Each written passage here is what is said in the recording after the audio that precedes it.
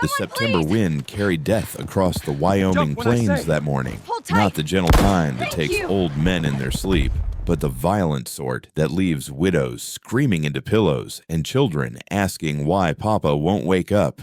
Ayana Blackwater pressed herself flat against the cold earth, her heart hammering so hard she feared the men hunting her might hear it. 20 yards away, their horses snorted and pawed at the ground, sensing her fear like wolves scenting blood. She could hear Jake Murdoch's voice, that gravelly rasp that had haunted her nightmares since the day he'd come to collect her father's debts.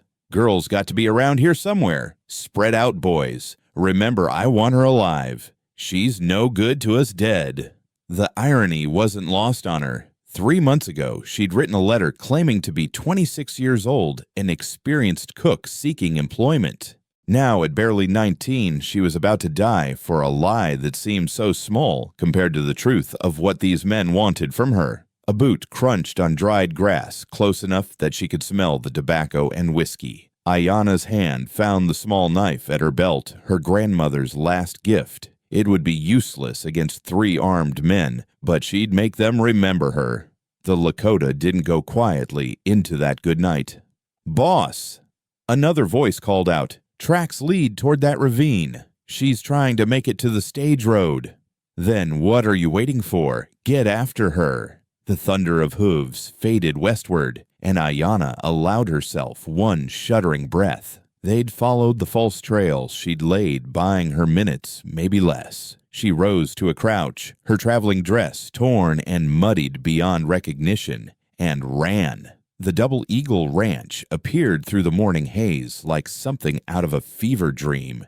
She'd studied the map the stage driver had shown her, memorized every landmark between here and town. This wasn't her destination. That was still 10 miles north. But desperate people make desperate choices. She vaulted the fence with a grace born of necessity, not skill, and ran toward the barn. Maybe she could hide until the click of a rifle being cocked froze her mid-stride. That's far enough.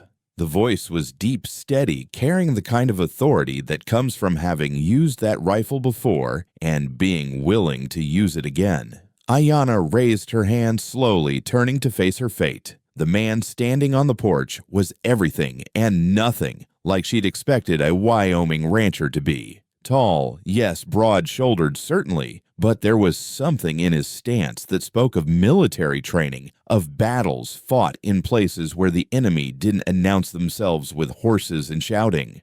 The morning light caught the silver threading through his dark hair, premature for a man who couldn't be more than 35. But it was his eyes that held her, gray as a coming storm alert and assessing. "Please," she whispered and hated how small her voice sounded. "They're coming." "Who's coming?" Before she could answer, the sound of approaching horses made them both turn. 3 riders crested the hill, and even from this distance she could see Jake Murdoch's black hat, the one with the silver band that he claimed was made from melted Confederate coins. The rancher's expression shifted something dark and dangerous, sliding across his features. Inside. Now. She didn't need to be told twice. Ayana darted past him into the house, catching the scent of coffee and leather and something indefinable that spoke of solitude. The door closed behind them with a decisive thud. "Stay away from the windows," he ordered, already moving with purposeful strides. "And keep quiet." Through a gap in the curtains, she watched him walk out to meet the riders, rifle held, casual but ready. The transformation was remarkable. The wariness replaced by an easy confidence that somehow made him seem even more dangerous. "Morning, gentlemen. You boys are pretty far from town." Jake Murdoch reined up just outside comfortable shooting distance, smart and cautious. "Morning. We're looking for someone. A thief. Indian girl about 19. Stole from me." "That's so." The rancher's voice carried polite disinterest. "What did she steal?" "That's between me and her. You seen anyone pass through?" "Can't say I have, but then I don't make a habit of harboring thieves." A pause waited with meaning. "Or men who hunt women across the plains like animals." The tension crackled between them like heat lightning. One of Murdoch's men shifted in his saddle hand, drifting toward his gun. "Easy, Tom," Murdoch said, not taking his eyes off the rancher. "Mr. Garrison. Sam Garrison. And you're on my land." "So I am." "Well, Mr. Garrison, if you do see this girl, you'd do well to send word to town. There's a reward." "I'll keep that in mind." They stared at each other for another long moment before Murdoch touched his hat brim in mock courtesy. "We'll be going then, but we'll be around. The girl couldn't have gotten far." The three men rode off, and Ayana didn't breathe properly until they disappeared over the ridge. Sam Garrison stood watching until they were gone, then turned and walked back to the house with the same measured stride. When he entered, she was standing exactly where he'd left her hands clasped to stop them shaking. "They're gone," he said. "For now. Thank you. I should go." "And run straight into them. They'll be watching the roads." He set the rifle in the corner movements, economical and practiced. "You want to tell me what this is really about, and don't insult my intelligence by claiming you're a thief." She lifted her chin, finding courage in indignation. "How do you know I'm not?" "Because thieves don't run toward isolated ranches when they're being chased. They run toward towns, crowds, places to disappear." He pulled out a chair from the kitchen table. "Sit. You look ready to collapse." She sat mainly because her legs wouldn't hold her much longer. He poured coffee from a pot on the stove, set it in front of her. The warmth of the cup in her hands was the first comfort she'd felt in days. "My name is Ayana Blackwater," she said finally. "And those men, they want to collect on my father's debts." "Your father's dead." "6 months now. The sickness took him and my mother both. And these debts." She took a sip of coffee to buy time, trying to decide how much truth to tell. "My father borrowed money to buy medicine when he couldn't pay the interest. It grew. Now Murdoch says I can work it off." The way Sam's jaw tightened told her he understood exactly what kind of work Murdoch had in mind. "How much? $300. He whistled low. "That's a lot of medicine." "It was a lot of sickness." They sat in silence for a moment. Outside, a crow cawed, and somewhere a horse nickered. Normal sounds of a normal morning, as if her world hadn't just shifted on its axis. "You were heading somewhere," he said. It wasn't a question. "Yes, I answered an advertisement. For a cook. The Carson spread north of here." Something flickered across his face. "Bill Carson's place. You know him." "Knew him. He died 2 weeks ago." Heart gave out. The floor seemed to drop away beneath her.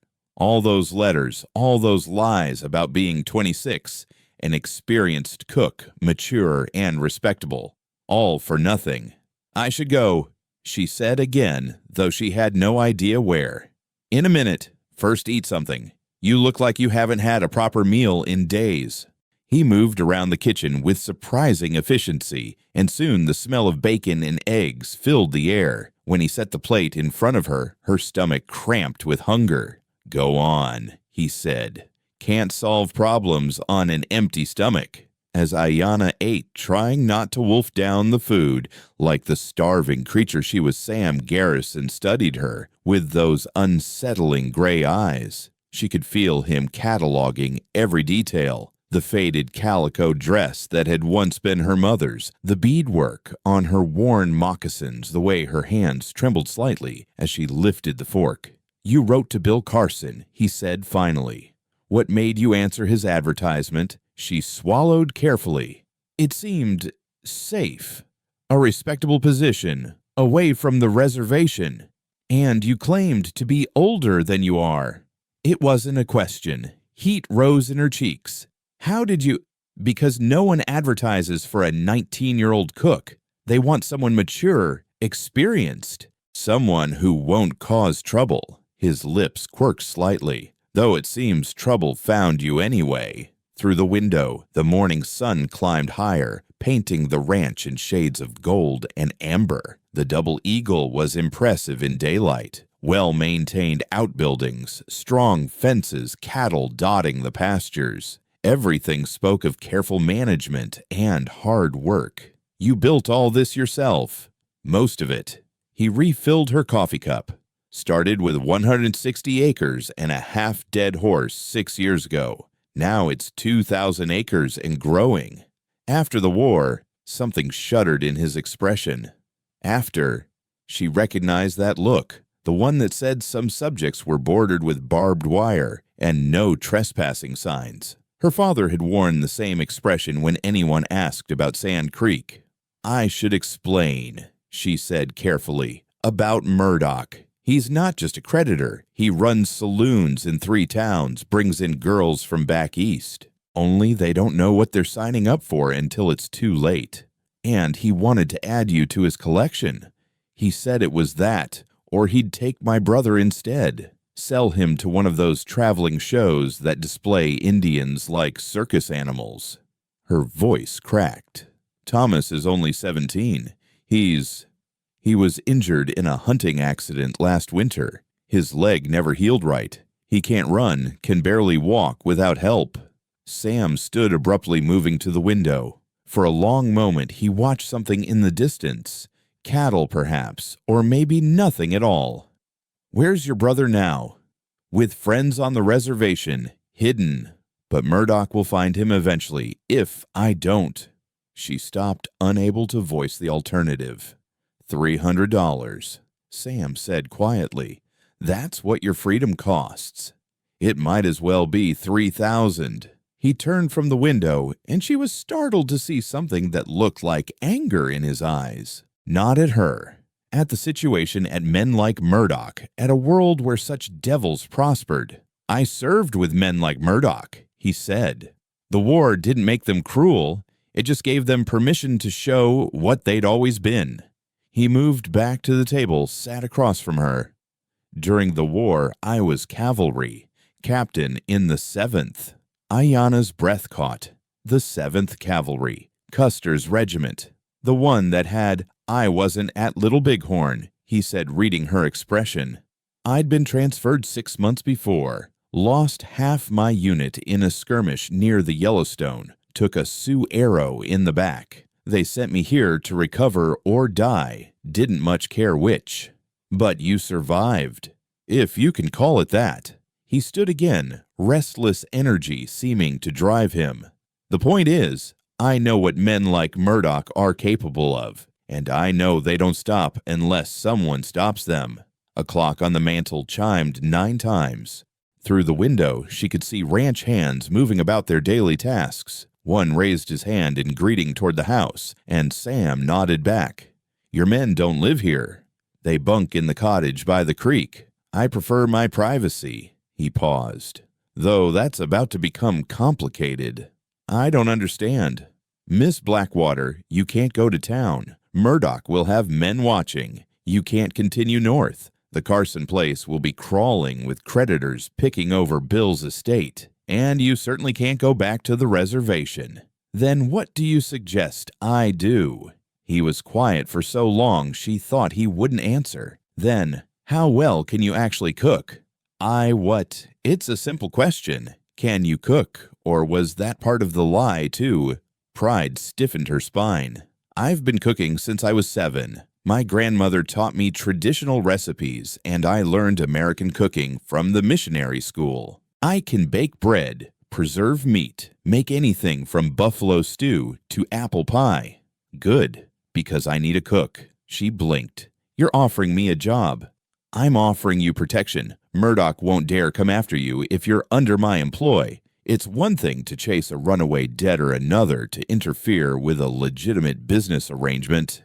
But the debt, I'll handle Murdoch." There was something dangerous in the way he said it, casual and certain. "The question is whether you're willing to accept my help." "What's the catch?" His mouth quirked. "Smart girl. The catch is that people will talk. A young woman living here even as an employee. This isn't Denver or San Francisco. This is Wyoming territory. Reputations matter. My reputation was destroyed the day my parents died and left me vulnerable to men like Murdoch. Perhaps. But there's another problem. There's a woman in town, Margaret Sullivan.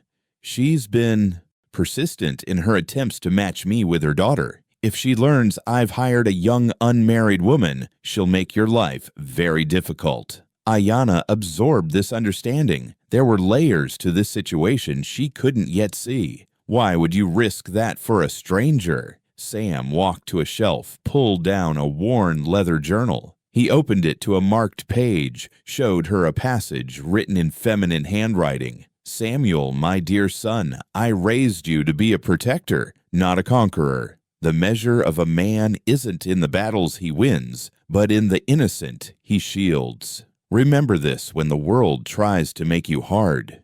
My mother wrote that 3 days before she died, he said quietly. She knew I was struggling after the war, knew what I'd done, what I'd become.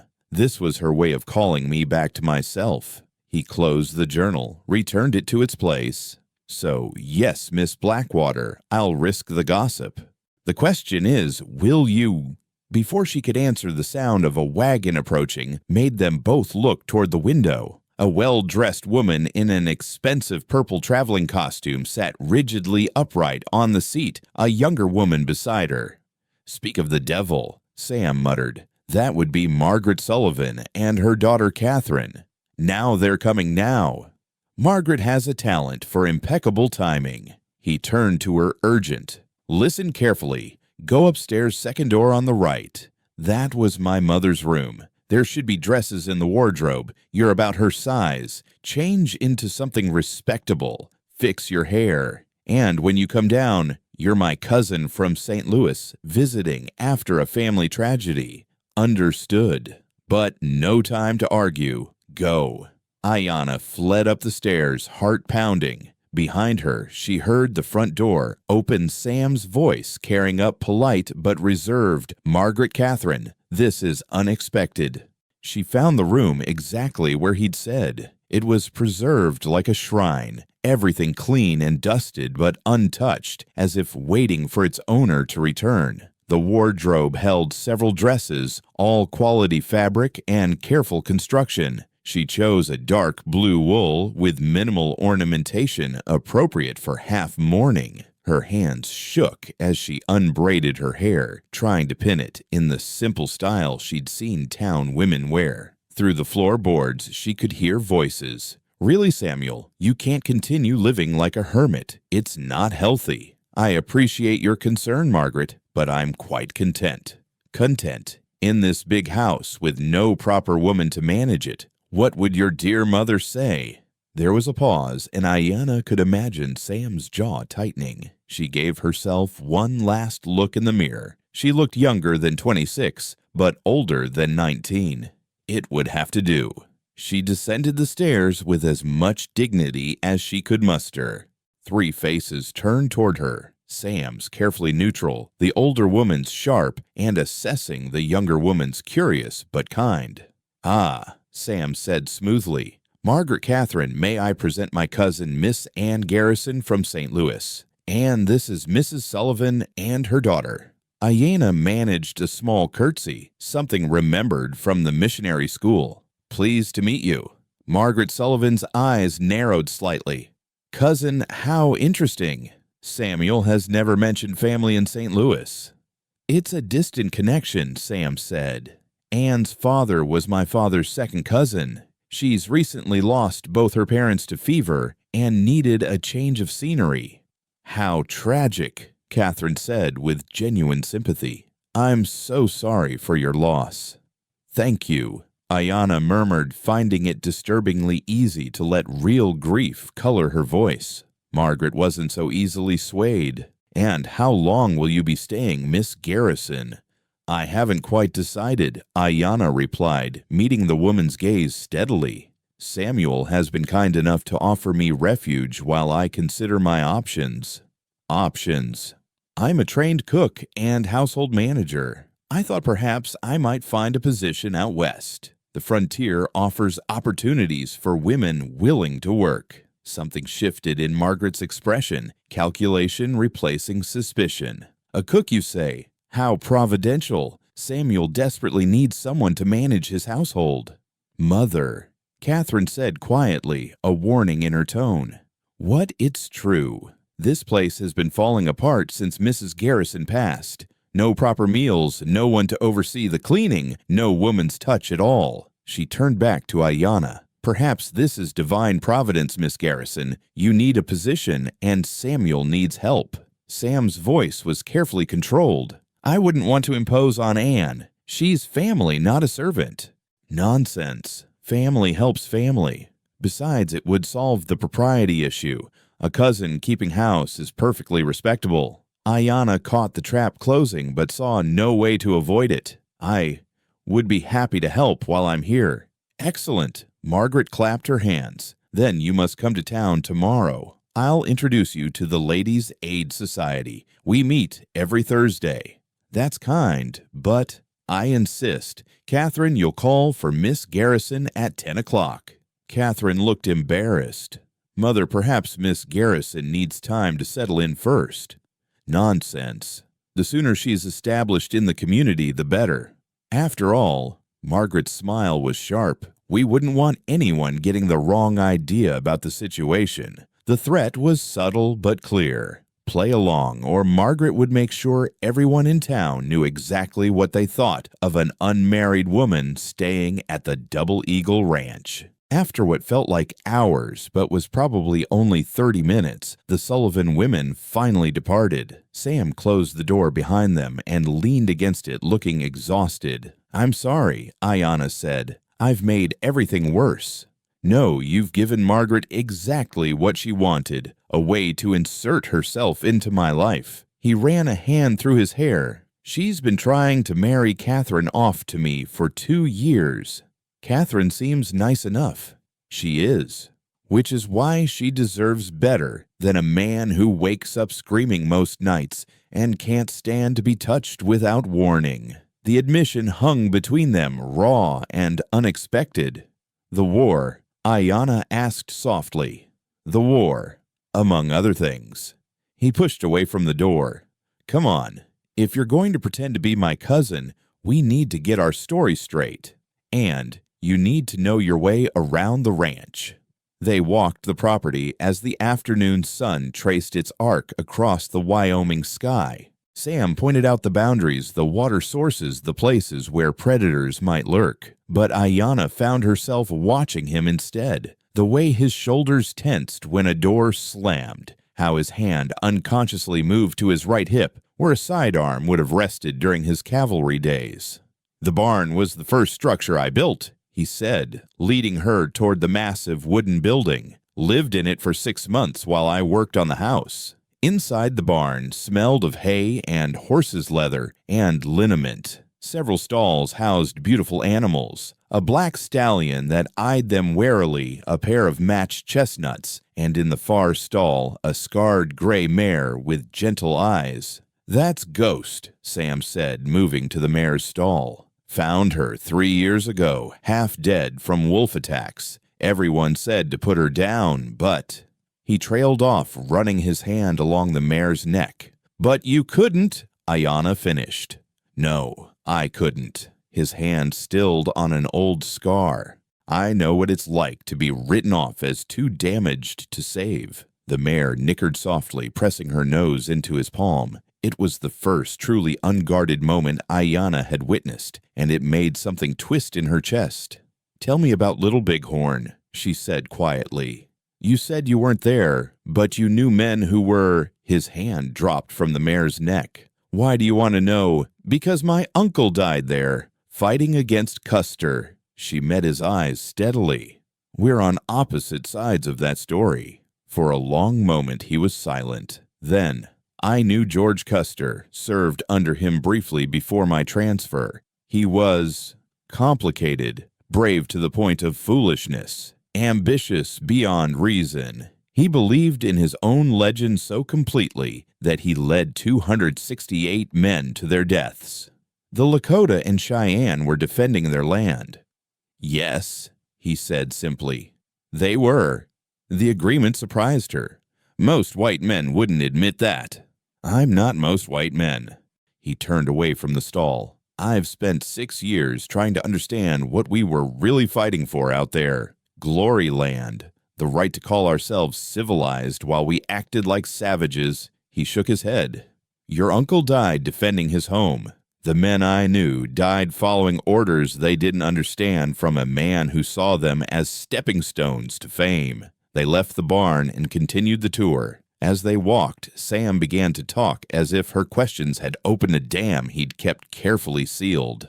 I grew up in Ohio. My father was a newspaper man, my mother a schoolteacher. They had plans for me. College, maybe law or medicine. But when the war came, I was 17 and full of romantic notions about honor and duty. His laugh was bitter. 4 years later, I came home to find my father had drunk himself to death and my mother was dying of consumption.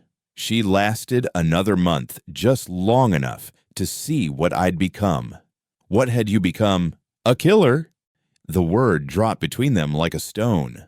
Oh, I had medals and commendations. People called me a hero, but my mother saw through it. She saw what the war had carved out of me, all the soft parts that make a man human. They'd reached a small cemetery on a rise overlooking the ranch. 3 headstones stood in a neat row, surrounded by a white fence. She's buried in Ohio, Sam said, answering her unspoken question. These are the Hendersons, the family that owned this land before me. Cholera took them in 71. I bought the ranch from the bank, but I maintain their graves. Seemed wrong to let them be forgotten. Ayana knelt touching one of the smaller headstones.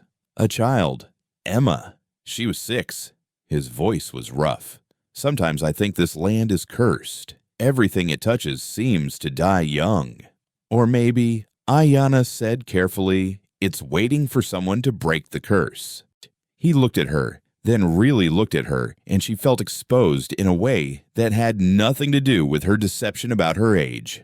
We should head back, he said abruptly. Sun's getting low, and you need to learn your way around the kitchen if you're going to convince anyone you're actually a cook. The house felt different as evening approached. Shadows gathering in corners, the settling sounds of old wood seeming louder. Sam showed her the kitchen, a well-appointed room with a large stove and plenty of workspace. Mrs. Henderson left detailed recipes, he said, pulling out a wooden box filled with cards. I've been managing with basic meals, but if Margaret's bringing the Ladies' Aid Society here, they'll expect better. Ayana flipped through the cards, recognizing some recipes puzzled by others. Blancmange. What's that? Some kind of pudding, I think. Mrs. Henderson was from Boston, originally brought her fancy cooking with her. He pulled out a card. This one I can actually make. Beef stew. It's kept me alive for 6 years. Show me. For the next hour, they worked side by side in the kitchen. He was surprisingly competent with a knife, his movements efficient and practiced. Military training, she realized. He'd probably prepared countless meals over campfires and in field conditions. As they cooked, she found herself sharing her own stories. My grandmother was the best cook in our band. She could make a feast from almost nothing. A rabbit, some wild roots herbs that grew by the stream. She said cooking was like prayer, a way of showing love without words. Is she still alive? No. The winter of 74. The government had moved us to new land, said it was better, but nothing grew there. No game water that made people sick. She gave her portions to the children, said old bones didn't need much fuel. Ayana's voice caught. She died in her sleep 3 days before the supply wagons finally came. Sam's hand covered hers, briefly warm and steady. I'm sorry. She wouldn't have wanted pity. She chose her death in a way, chose who would benefit from her sacrifice. Ayana turned her hand palm up, looking at the calluses from years of work. That's what brought me here, really. The need to choose something, even if it was based on a lie. About your age. About everything. Ann Garrison from St. Louis. I've never been to St. Louis. I've barely been off the reservation since I was 12. Then we'll have to be careful. Margaret Sullivan has a mind like a steel trap. She'll notice any inconsistency. They ate the stew in companionable silence, the kitchen warm and lamplit against the growing darkness outside. Occasionally Sam would tense at some sound, a coyote's howl, the settling of the house, and she began to understand the depth of his vigilance. "You don't sleep well," she observed. "No." "The war, among other things." He pushed his empty bowl aside. "There was an incident about a year after I came here. A group of men tried to take the ranch, said I didn't have clear title. They came at night, 6 of them. What happened? I survived. They didn't." He stood moving to the window. "Word got around after that. People in town look at me differently now. Not with fear exactly, but wariness, like they're not sure what might set me off. Is that why Margaret Sullivan is so persistent, trying to civilize the dangerous hermit?" His laugh was humorless. "Margaret wants the ranch. Her husband left her well off, but not wealthy. She sees this place as Catherine's future security. But Catherine doesn't want you. No, she's in love with the schoolmaster's son. They exchange long, meaningful glances every Sunday at church." He turned from the window. "We should discuss sleeping arrangements. You can have my mother's room. It's the most comfortable. A sound outside cut him off. Horses moving fast. Sam was at the rifle rack before Ayana could blink the weapon in his hands with practiced ease.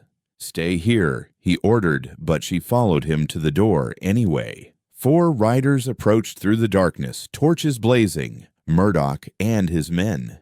"Garrison," Murdoch's voice carried across the yard. "We need to talk." Sam stepped onto the porch rifle, visible but not directly threatening. "It's late for social calls, Murdoch." "This isn't social. Word is you've got a visitor. A cousin from St. Louis. News travels fast. Everything travels fast in a small town. Funny thing, though. I sent a telegram to St. Louis. There's no Ann Garrison registered at any of the hotels there. No Garrison family in the society pages either." Sam's voice was deadly calm. "You've been investigating my family. I've been investigating a thief, and I think she's hiding in your house." "You're mistaken."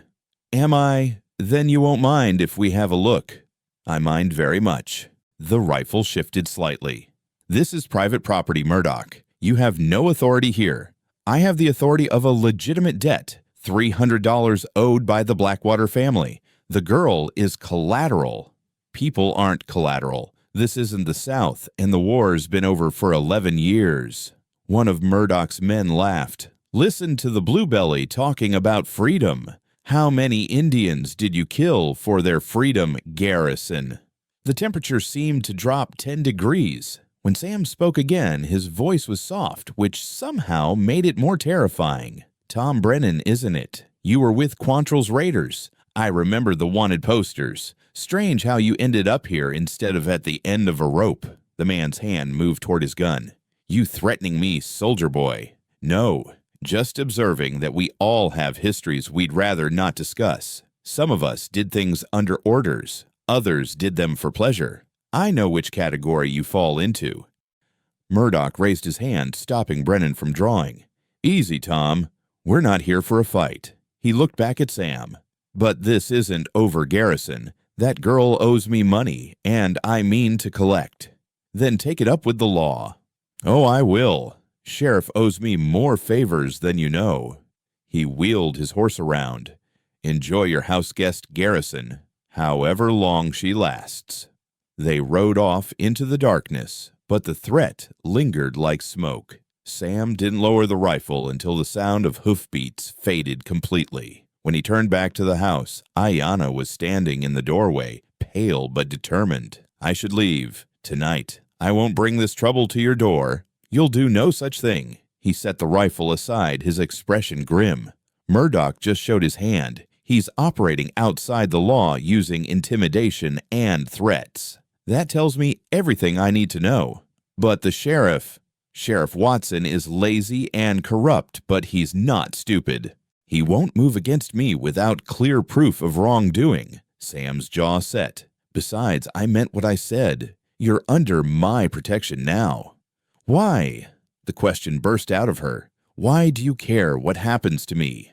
He was quiet for a long moment, looking out at the darkness where Murdoch had disappeared. Because I've been where you are, desperate alone with wolves circling. Someone helped me once when I didn't deserve it. A Crow Scout named Joseph White Eagle found me half dead. After that skirmish, I mentioned Arrow in my back fever, eating me alive. He could have left me to die. Should have, considering what the cavalry had done to his people. Instead, he dragged me 20 miles to safety. What happened to him? Died 2 years later, shot by a drunk soldier who thought all Indians looked the same. His voice was flat controlled, but she could hear the rage beneath it. I couldn't save him, but I can save you. The weight of his words settled over them. Inside the house, the clock chimed 10 times. It's late, Sam said finally. Tomorrow will be complicated enough. You should rest. As Ayana climbed the stairs to the room that would be hers, she heard him moving below, checking windows, barring doors, standing guard. She paused at the landing, looking back. Sam. He looked up at her. Thank you. For everything. Something softened in his expression. Good night, Ayana. It was the first time he'd used her real name since the deception began, and it felt like a promise. Whatever came next, she wouldn't face it alone. The next morning arrived with Catherine Sullivan's carriage and a sense of impending doom. Ayana had barely slept, alternating between nightmares of Murdoch breaking down the door and dreams of gray eyes offering protection she didn't deserve. Sam had been up before dawn, she could tell from the fresh coffee and the evidence of breakfast already consumed. He stood by the window, now watching Catherine's approach with the wariness of a man expecting an ambush. Remember, he said quietly, you're Ann Garrison from St. Louis. Your father was in shipping. Your mother was delicate, took ill easily. You attended Miss Pemberton's school for young ladies. Miss Pemberton's school for young ladies, Ayana repeated, smoothing the borrowed dress. It was another of his mother's, a deep green that brought out the copper undertones in her skin. What if they ask for details? Keep it vague. You're in mourning, too grief-stricken to discuss particulars. Catherine's too polite to push, and the other ladies will respect your loss. A knock at the door interrupted them. Sam answered it, and Catherine Sullivan entered, looking genuinely pleased. Miss Garrison, how wonderful that you're joining us. Mother is so excited to introduce you to everyone. Ayana managed a smile. Please call me Anne, and thank you for collecting me. I'm afraid I'm still learning my way around.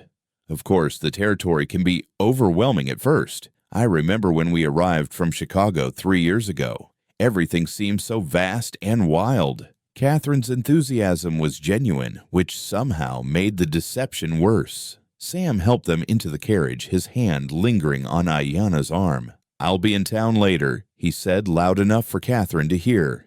Some business at the bank. The message was clear, he'd be nearby if needed. The ride to town took 30 minutes, during which Catherine chatted pleasantly about the local families, the upcoming harvest dance, and the challenges of getting proper fabric delivered to Wyoming territory. Ayana responded when necessary, but her mind was on the streets they passed, memorizing routes, noting alleys, planning escapes. The Ladies' Aid Society met in the church parlor, a room that smelled of lemon oil and righteousness. 8 women were already assembled, ranging from Margaret Sullivan's commanding presence to a tiny bird-like woman who was introduced as Mrs. Pettigrew, the minister's wife. Ladies, Margaret announced, may I present Miss Ann Garrison Samuel's cousin from St. Louis. The interrogation began immediately, though couched in politeness. St. Louis. How exciting, gushed a woman in an elaborate pink dress. I have a cousin there. Perhaps you know the Weatherby family. I'm afraid not, Ayana replied carefully. Father's business kept us rather isolated from society. What business was that? This from a sharp-faced woman with calculating eyes. Shipping, along the Mississippi. She remembered Sam's coaching. But please, I'd rather not discuss it. The memories are still quite painful. Mrs. Pettigrew reached over to pat her hand. Of course, dear, loss is never easy. We'll pray for your parents' souls. Tell us about Samuel as a boy, Margaret said suddenly. We know so little of his family. Ayana's mind raced. I'm afraid I didn't know him well growing up. The family connection was distant, and the war— She let her voice trail off significantly. Ah, yes, the war. Margaret's tone was knowing. It changed so many things, split so many families. Samuel served with distinction, Catherine said, seemingly trying to redirect the conversation. He has a Medal of Valor, which he keeps in a drawer, Margaret added. The man has no sense of his own importance. Perhaps, Ayana said carefully, he simply values different things than medals. Something flickered in Margaret's eyes, surprise, maybe, or calculation. Indeed. And what do you think he values, Miss Garrison? Peace, privacy, the chance to build something lasting. And yet he lives alone in that big house, refusing all attempts at society. Margaret's smile was sharp. Some would say that's unnatural for a man his age. Some would say it's his choice to make. The room went quiet. Ayana realized she'd spoken too forcefully, shown too much spirit for a grieving woman dependent on her cousin's charity. Then Catherine laughed, breaking the tension. I like you, Anne. You don't let Mother bully you. That's refreshing. Margaret's expression suggested she didn't find it refreshing at all, but before she could respond, the parlor door burst open. Ladies, forgive the interruption. It was Sheriff Watson, hat in hand, but authority in his bearing. I'm looking for Miss Anne Garrison. Ayana's heart stopped. Whatever for? Mrs. Pettigrew asked, scandalized. Just some questions about her travel arrangements. Routine investigation. His eyes found Ayana. Miss Garrison, if you'll come with me. Absolutely not, Margaret Sullivan said, standing. This is highly irregular, Sheriff. What possible reason could you have for questioning a lady in mourning? I have my reasons, Mrs. Sullivan. Then state them. The sheriff's face reddened. There's been a suggestion that Miss Garrison might not be who she claims. A suggestion from whom? Catherine asked quietly. That's not relevant. It's entirely relevant. Margaret said, her voice ice cold. Is Jake Murdoch behind this? Because if so, Sheriff, you should know that my late husband's bank holds the mortgage on your farm. I would hate to have to review the terms. The threat hung in the air like a drawn blade. The sheriff's face went from red to pale. Now see here, Mrs. Sullivan. No, you see here, Miss Garrison is Samuel's cousin and our guest. Unless you have evidence of actual wrongdoing, not suggestions, not suspicions, but evidence, you will leave this instant. Ayana stared at Margaret Sullivan, stunned by this unexpected defense. The sheriff backed down, but his eyes promised this wasn't over. My apologies, ladies. Miss Garrison. He tipped his hat and left.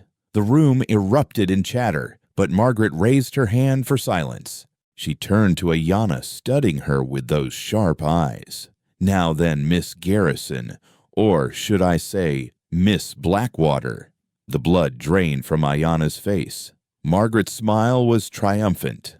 Oh yes, I know exactly who you are. I make it my business to know everything that happens in this territory. A young Lakota woman fleeing debts, seeking employment, arriving at Samuel's ranch, just as his mysterious cousin appears. Please, I wasn't born yesterday. Mrs. Sullivan. However, Margaret continued, I also know Jake Murdoch for what he is, a parasite who preys on the vulnerable. And while I may have my differences with Samuel, I won't see him manipulated by that creature. I don't understand, Ayana said honestly.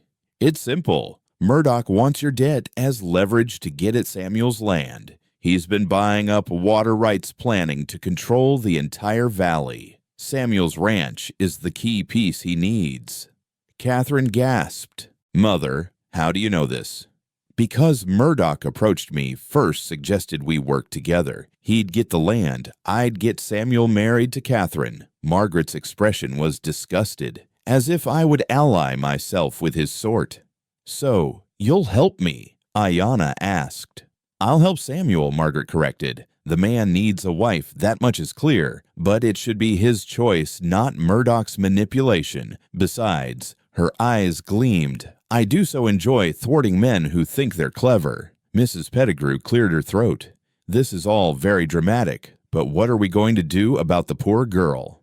"We're going to make her respectable," Margaret announced. "Ladies, Miss Blackwater, yes, we'll use her real name, no point in compounding lies, is now under the protection of the Ladies' Aid Society. She's employed as Samuel's housekeeper, a perfectly appropriate position. Any suggestions otherwise will be met with our collective displeasure." The other women nodded, and Ayana realized she'd just witnessed the true power structure of the town. These women, dismissed by men as mere social ornaments, wielded influence through 1,000 subtle channels. "Thank you," she said simply. "Don't thank me yet," Margaret warned. "This protection comes with conditions. You'll attend church. You'll participate in our activities. You'll conduct yourself as a proper lady. And you will not, under any circumstances, compromise Samuel's reputation. Is that clear?" "Yes, ma'am." "Good. Now then, let's discuss the harvest dance. Samuel will attend, and you'll help ensure he dances with appropriate partners." The rest of the meeting passed in a blur of social planning and tactical gossip. Ayana learned that the banker's wife was expecting again, the blacksmith was courting a widow from Cheyenne, and the new schoolmaster was suspected of radical political leanings. When Sam arrived to collect her, the ladies were deep in discussion about table arrangements for the church social. "Cousin," he said formally, but his eyes asked 1,000 questions. "Samuel," Margaret stood. "How fortunate. We were just discussing your attendance at the harvest dance." "I don't attend dances, Margaret." "You do now. Your cousin will need an escort after all. We can't have her attending alone. People might talk." Sam's jaw tightened, but he recognized defeat. "Of course." As they left, Catherine pressed Ayana's hand. "Mother seems harsh, but she means well. And I'm glad you're here. Samuel's been alone too long." Outside, Sam helped her into his wagon, waiting until they were clear of town before speaking. "What happened? You look like you've been through a battle." "I have." She told him everything. The sheriff's arrival, Margaret's revelation, the society's protection. Sam whistled low. "Margaret Sullivan knew all along. I underestimated her." "She's formidable. She's dangerous. But if she's chosen to be your ally, that's something." He paused. "She's right about Murdoch wanting my land. I've suspected it for months. What are you going to do?" "What I always do. Protect what's mine." He glanced at her. "That includes you now." The words sent warmth through her chest, but also fear. "Sam, I should tell you something. About my brother Thomas. He's more hurt than I said. The accident left him unable to walk properly, but also his mind. Sometimes he doesn't know where he is, thinks our parents are still alive. That's why I was so desperate for work. The mission doctors say he needs special care, expensive treatments." Sam was quiet for a moment. "Bring him here." "What? Bring your brother here. We have the room, and Doc Harrison is better than any mission doctor. He was an Army surgeon, has experience with head injuries. I couldn't impose." "You're not imposing. Your family now, remember, besides." His voice softened. "I know what it's like to have your mind betray you. Maybe I can help him." Tears burned her eyes. "Why are you so kind to me?" He pulled the wagon to a stop on a rise overlooking the ranch. The afternoon sun painted everything gold, and for a moment the world seemed held in perfect suspension. "My mother used to say that kindness was like water in the desert, rare, precious, and likely to save your life when you need it most." He turned to look at her fully. "But if I'm honest, it's more than that. When you walked into my ranch yesterday, terrified and fierce, and trying so hard to be brave, you reminded me of someone." "Who?" "Myself. The day Joseph White Eagle found me. I was ready to die, had accepted it even. But he saw something worth saving. His hand found hers, calloused fingers gentle. I see something worth saving in you, Ayana Blackwater. The moments stretched between them, fragile as spun glass. Then a gunshot cracked across the valley, and Sam was moving, pulling her down, scanning for threats. Below, near the creek, riders were scattering his cattle. Even from this distance, she could see the distinctive black hat with its silver band. "Murdoch," Sam growled. "He's trying to provoke me." "What do we do?" Sam's smile was sharp as a blade. "We don't take the bait, but tonight after dark, I'm going to pay Mr. Murdoch a visit. It's time he understood exactly who he's dealing with. That's dangerous. So is letting him think I'm weak." He helped her back onto the wagon seat. "But first, we get you home. And tomorrow we'll send for your brother." As they descended toward the ranch, Ayana realized that somewhere between yesterday's desperate flight and this moment, everything had changed. She was no longer running. She was standing to fight. And she wasn't standing alone. That night, Sam didn't go to confront Murdoch. Instead, he sat at his desk writing letters while Ayana watched from the doorway, afraid to interrupt, yet unable to leave him alone with whatever darkness was building behind his eyes. "I'm sending for your brother," he said without looking up, "and arranging some insurance against Murdoch." "What kind of insurance?" "The legal kind. My lawyer in Cheyenne owes me favors." He sealed one letter, started another. "I'm also writing to Colonel Morrison at Fort Laramie. We serve together. He should know what Murdoch is doing. The Army doesn't look kindly on men who threaten their veterans. You're calling in all your markers for me." He finally looked up. "I'm protecting my investment." The word stung, though she couldn't say why. "Of course. Your housekeeper." "That's not—" He stopped, ran a hand through his hair. "Ayana, tomorrow I need you to make a choice. A real one, not born from desperation or fear." "What choice?" He stood, moved to the window where moonlight cast shadows across his face. "Murdoch won't stop. Even with Margaret's protection, even with the law on our side, he'll keep coming. He's that kind of man, the kind who'd rather destroy something than lose it." "I know. There's a way to protect you permanently, to make you untouchable by men like him." He turned to face her. "Marriage." The word hung between them like a loaded gun. "Marriage," she repeated flatly. "To you. On paper only. A business arrangement. You'd have the protection of my name, my resources. Your brother would have a home medical care. In return, you'd run my household, help me maintain the facade of normalcy that this town seems to require." "And what about love?" The question escaped before she could stop it. Something flickered in his eyes. "Love is a luxury neither of us can afford, but respect, partnership, safety, those I can offer." How romantic. "I'm not a romantic man, Ayana. The war killed that part of me." He moved closer, and she could smell leather and soap and the faint hint of whiskey. "But I am a practical one. This solves your problems and mine. Yours.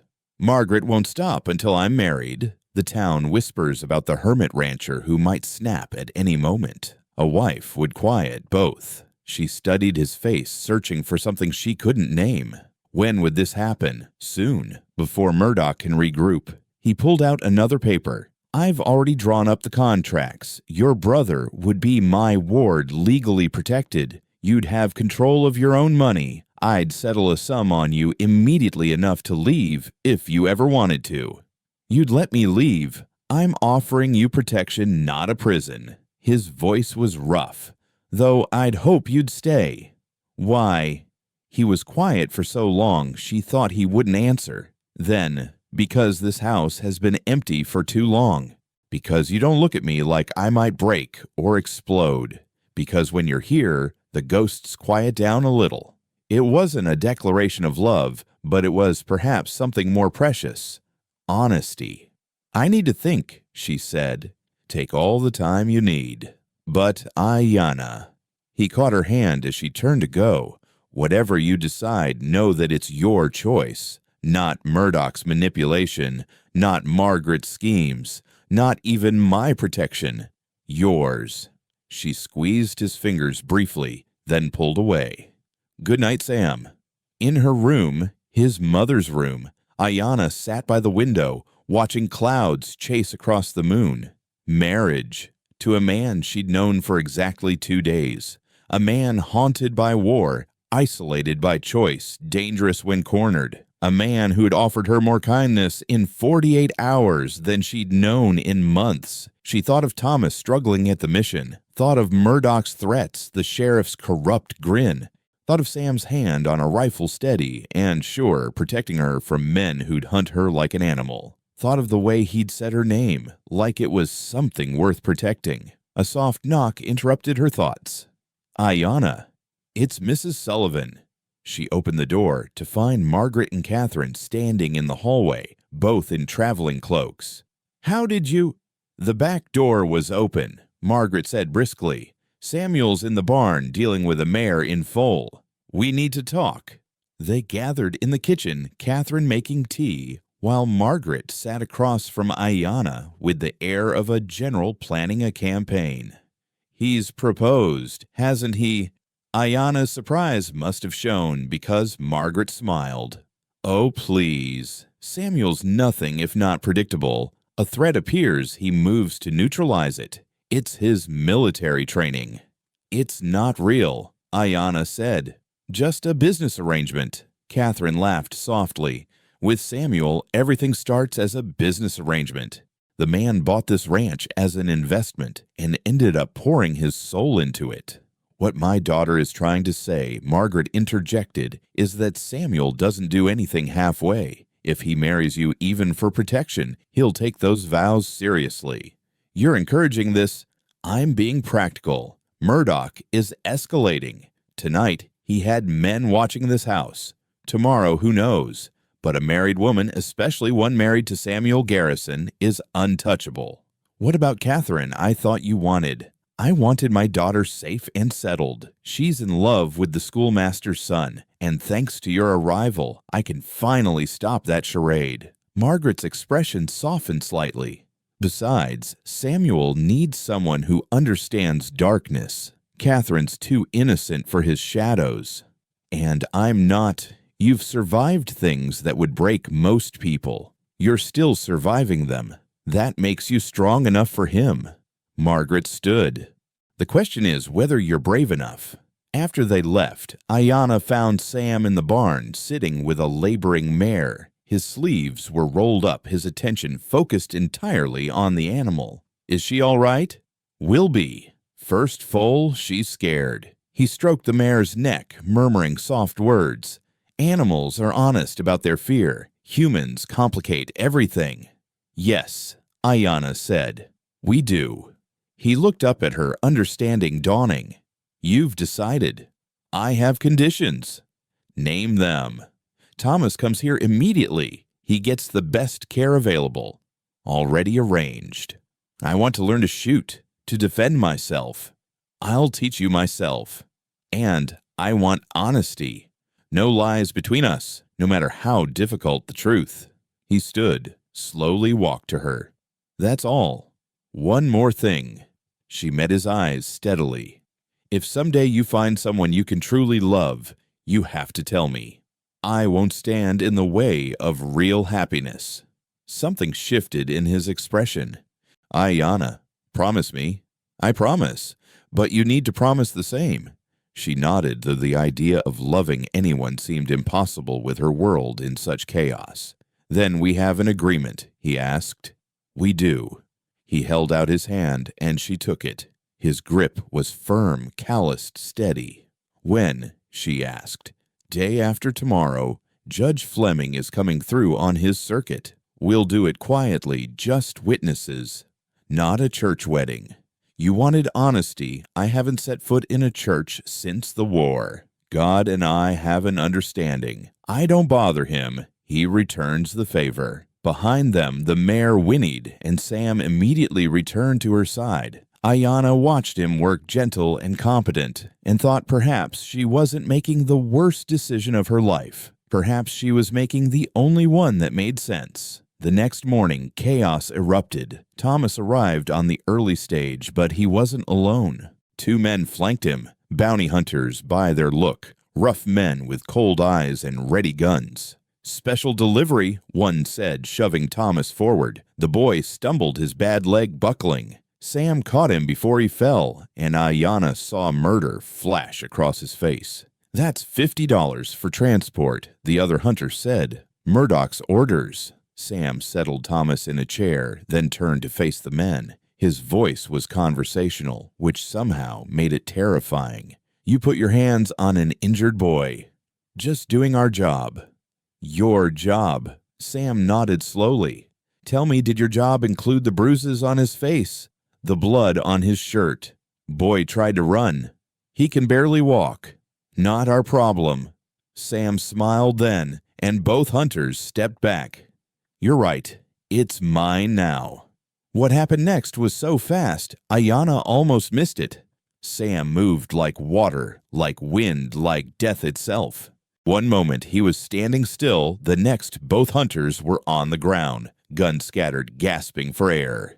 "Here's what's going to happen," Sam said, not even breathing hard. "You're going to leave. You're going to tell Murdoch that Thomas Blackwater is under my protection. And if either of you come near my property or my family again, I'll kill you." He said it like he was discussing the weather.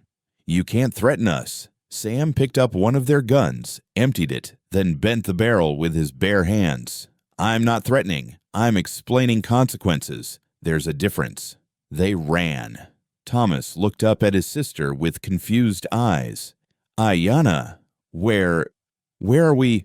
"Home," she said, kneeling beside him. "We're home." Sam lifted the boy with surprising gentleness.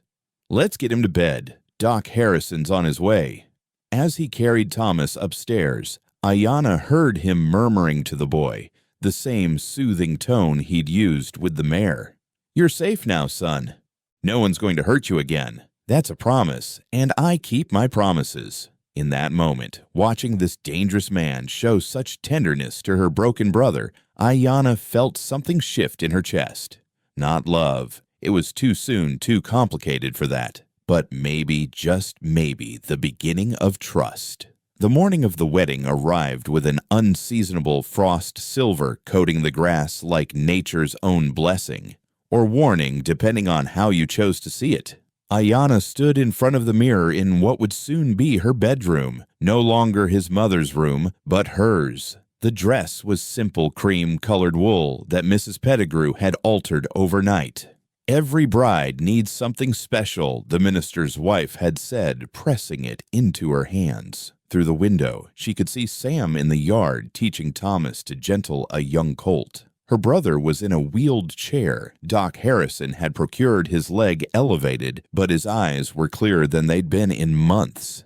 The medicine the doctor prescribed was working slowly, bringing Thomas back from wherever his injured mind had wandered. "You don't spook him," Sam was saying. "Move slow, let him come to you. Trust takes time." "Like with people?" Thomas asked. Sam glanced toward the house, maybe sensing her watching.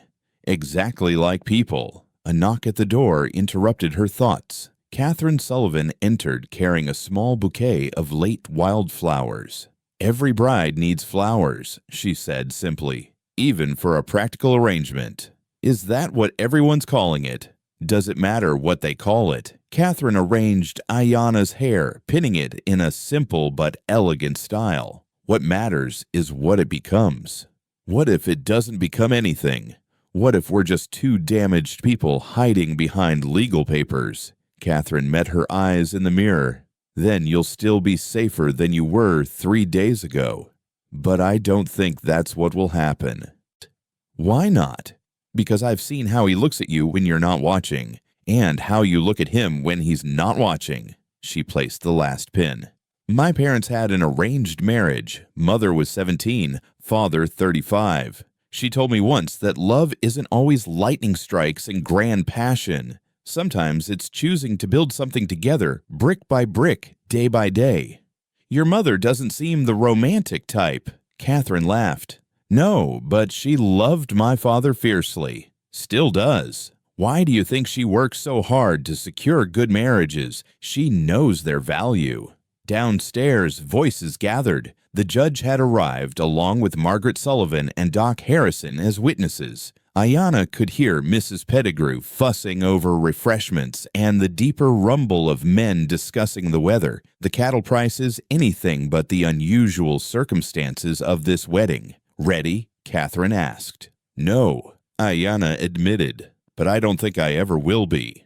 They descended the stairs together. The parlor had been cleared, chairs arranged in a small semicircle. Sam stood by the window in his best suit, not new, but carefully maintained. When he turned to look at her, something flickered across his face too quickly to name.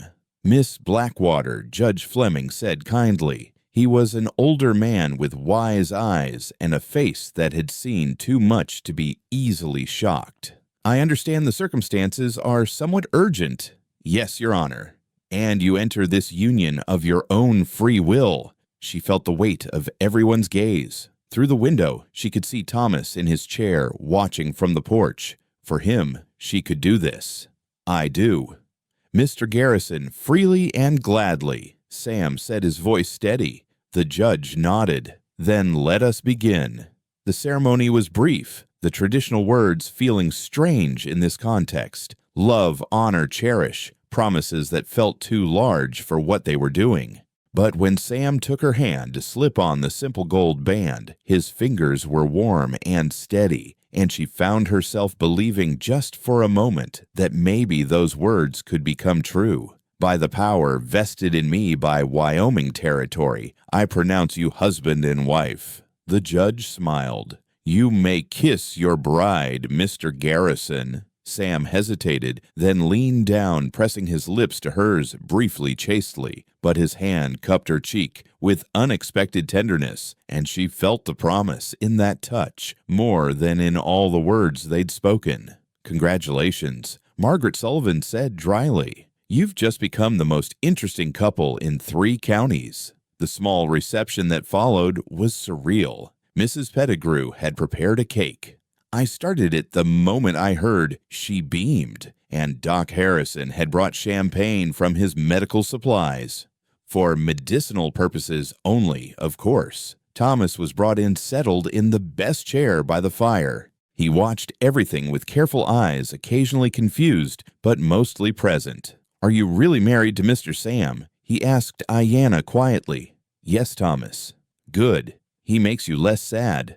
Out of the mouths of babes, she thought. As the afternoon wore on and the guests departed, reality began to settle in. She was married to a man she'd known for 3 days, a man who was now in the barn avoiding the house and, presumably, her. She found him there as evening fell, brushing down his horse with methodical strokes. "Hiding." Thinking, he corrected without turning. "This changes things." "It changes nothing. You said so yourself. A business arrangement." He turned then, and she saw something raw in his expression.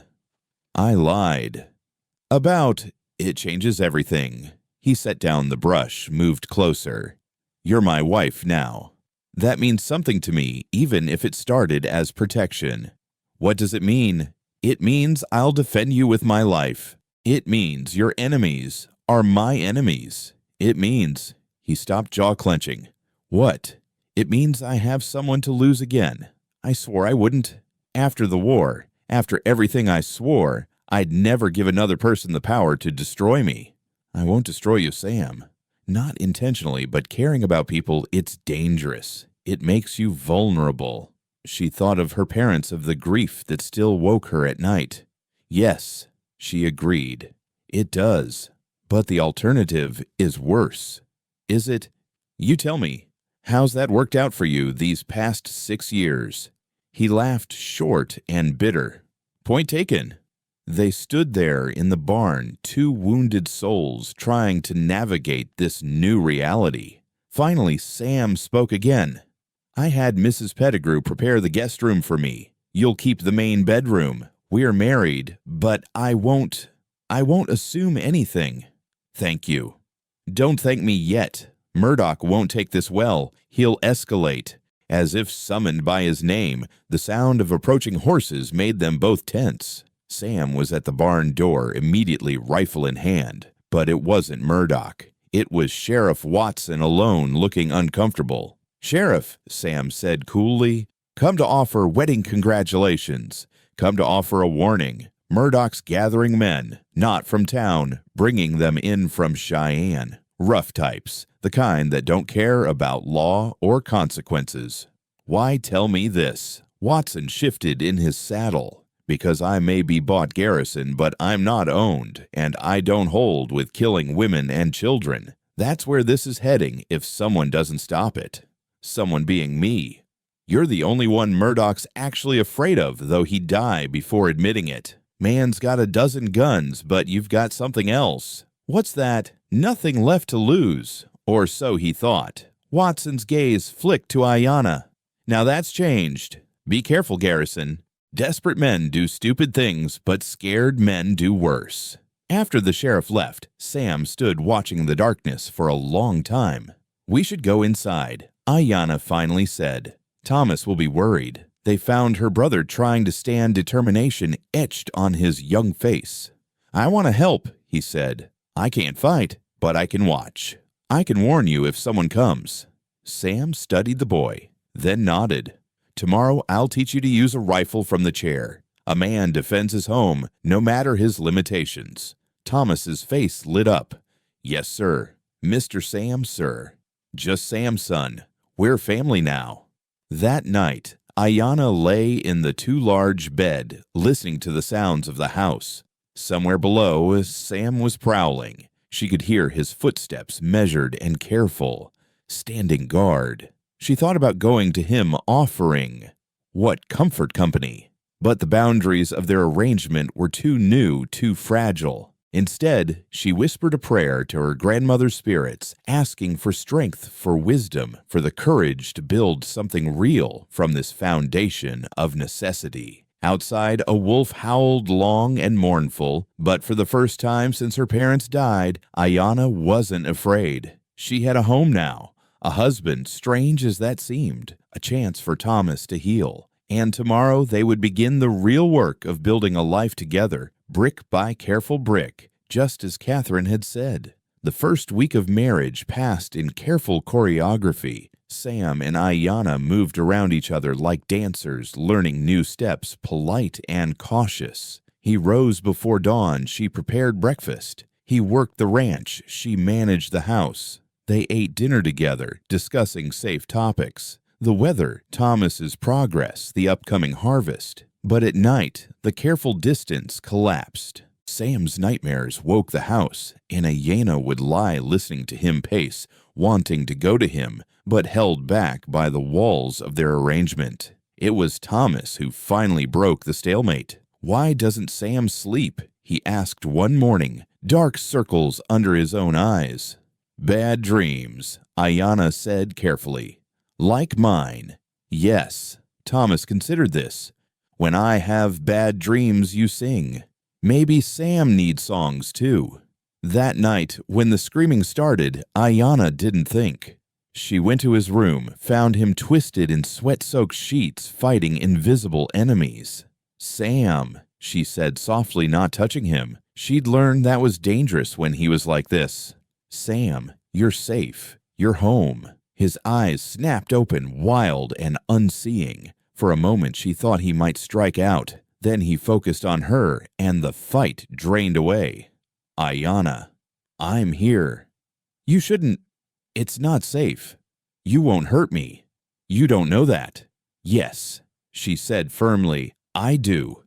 She sat on the edge of the bed, carefully distant, but present. And then, remembering Thomas's words, she began to sing. An old Lakota lullaby her grandmother had taught her about stars watching over sleeping children. Sam's breathing gradually slowed. His hand inched across the blanket until his fingers barely touched hers. "Don't go," he whispered. "I won't." She stayed until dawn, singing when the nightmares threatened to return. When morning came, they didn't speak of it. But something had shifted. That evening, Sam appeared in the kitchen as she was preparing dinner. "Teach me," he said. "What?" "The song. From last night. Teach me the words." They're in Lakota. Then teach me Lakota. She looked at him, this complicated man who was her husband but not her protector, but still a stranger. Why? Because you gave me something precious last night. The least I can do is learn to honor it properly. And so she taught him word by careful word, this white soldier who'd fought her people, now learning their language to sing their songs. It was a beginning. The harvest dance arrived with the changing leaves painting the valley in shades of gold and crimson. The entire town had been preparing for weeks. The women baking and preserving, the men constructing a temporary dance floor near the church, the children practicing their manners and sneaking tastes of pie when their mothers weren't looking. Ayana stood before the mirror adjusting the deep burgundy dress Margaret Sullivan had insisted she wear. "You're Mrs. Garrison now," Margaret had said firmly. "You must look the part." The dress was the finest thing she'd ever worn, with delicate lace at the collar and cuffs the waist fitted perfectly, thanks to Catherine's skilled alterations. She barely recognized herself. "You look beautiful," Thomas said from the doorway. He was standing now supported by a cane Doc Harrison had ordered from Denver. His progress had been remarkable. The medicine, regular food, and Sam's patient exercises had worked wonders. "You clean up pretty well yourself," she said, adjusting his borrowed tie. Sam had taken the boy to town yesterday, returning with a complete outfit. "You'll have every girl in town watching you." Thomas blushed. "There's only one I want to notice me." "Oh, and who might that be?" "Mary Pettigrew, the minister's daughter."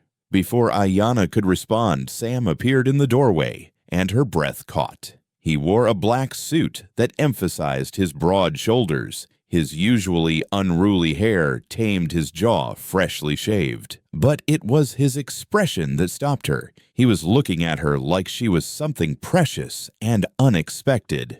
"The wagon's ready," he said, his voice rougher than usual. The ride to town was quiet, each lost in their own thoughts. Thomas hummed nervously in the back, practicing what he might say to Mary Pettigrew. Sam's hands were steady on the reins, but Ayana could feel the tension radiating from him. "You don't like dances," she said. "I don't like crowds," he corrected. "Too many variables, too many potential threats." "Not everyone is an enemy, Sam." "No, but it only takes one." The church grounds were transformed. Lanterns hung from every available surface, casting warm light over the assembled townspeople. The sound of fiddle music drifted through the air, mixed with laughter and conversation. They were immediately surrounded. Everyone wanted to congratulate the newlyweds, to assess Ayana, to gauge whether Sam Garrison had truly been tamed. Mrs. Garrison, Mrs. Pettigrew bustled over. "Don't you look lovely? And Thomas so handsome, Mary will be delighted to see you." Ayana felt Sam stiffen beside her as more people pressed in. His hand found the small of her back, not possessive, but protective, grounding himself through the contact. "Let's get some air," she suggested quietly. They escaped to the edge of the gathering where the shadows offered respite. Sam's breathing was too fast, his eyes constantly scanning for threats that existed only in his memory. "Look at me," Ayana said firmly. "Sam, look at me." His gray eyes found hers, wild at the edges. "Tell me 5 things you can see." "What?" "It's something my grandmother taught me. When the world becomes too much, ground yourself. 5 things you can see." He blinked, then slowly said, "Lanterns, your dress, the church steeple, Thomas talking to Mary, your eyes. 4 things you can hear: fiddle music, laughter, wind in the trees, your voice. 3 things you can touch." His hand tightened on her waist. "Your dress, the fence post, the ground beneath my feet. 2 things you can smell: apple pie, your lavender soap. 1 thing you can taste: fear," he said honestly, then softer, "but it's fading." "Better, better." He studied her face. "How did you know?" "Because I've been where you are. After my parents died, after the reservation agent told me I had to leave or be placed in a workhouse, after Murdoch first threatened Thomas. The world becomes too sharp, too loud, too dangerous. But it passes. It always passes. Before he could respond, a commotion near the dance floor drew their attention. Jake Murdoch had arrived with a woman none of them had seen before, young, beautiful in a hard way, wearing a dress that would have been appropriate in a Denver saloon, but was scandalous for a church social. "Who is that?" Ayana asked. "Trouble," Margaret Sullivan said, appearing beside them with her usual impeccable timing. "That's Isabella Cruz. She claims to be Murdoch's fiancée from San Francisco." Since when does Murdoch have a fiancée? Since he needed a way to appear respectable. Word is she's actually one of his employees. But she's playing the part well. Isabella's laugh carried across the crowd, bright and false. She clung to Murdoch's arm, but her eyes kept finding Sam assessing and calculating. "She's coming this way," Margaret warned. Indeed, Murdoch was steering Isabella toward them, his smile sharp as a blade. "Garrison," he said, with mock courtesy. "Mrs. Garrison, I don't believe you've met my fiancée, Isabella." "Charmed," Isabella purred, extending her hand to Sam. When he didn't take it, she laughed.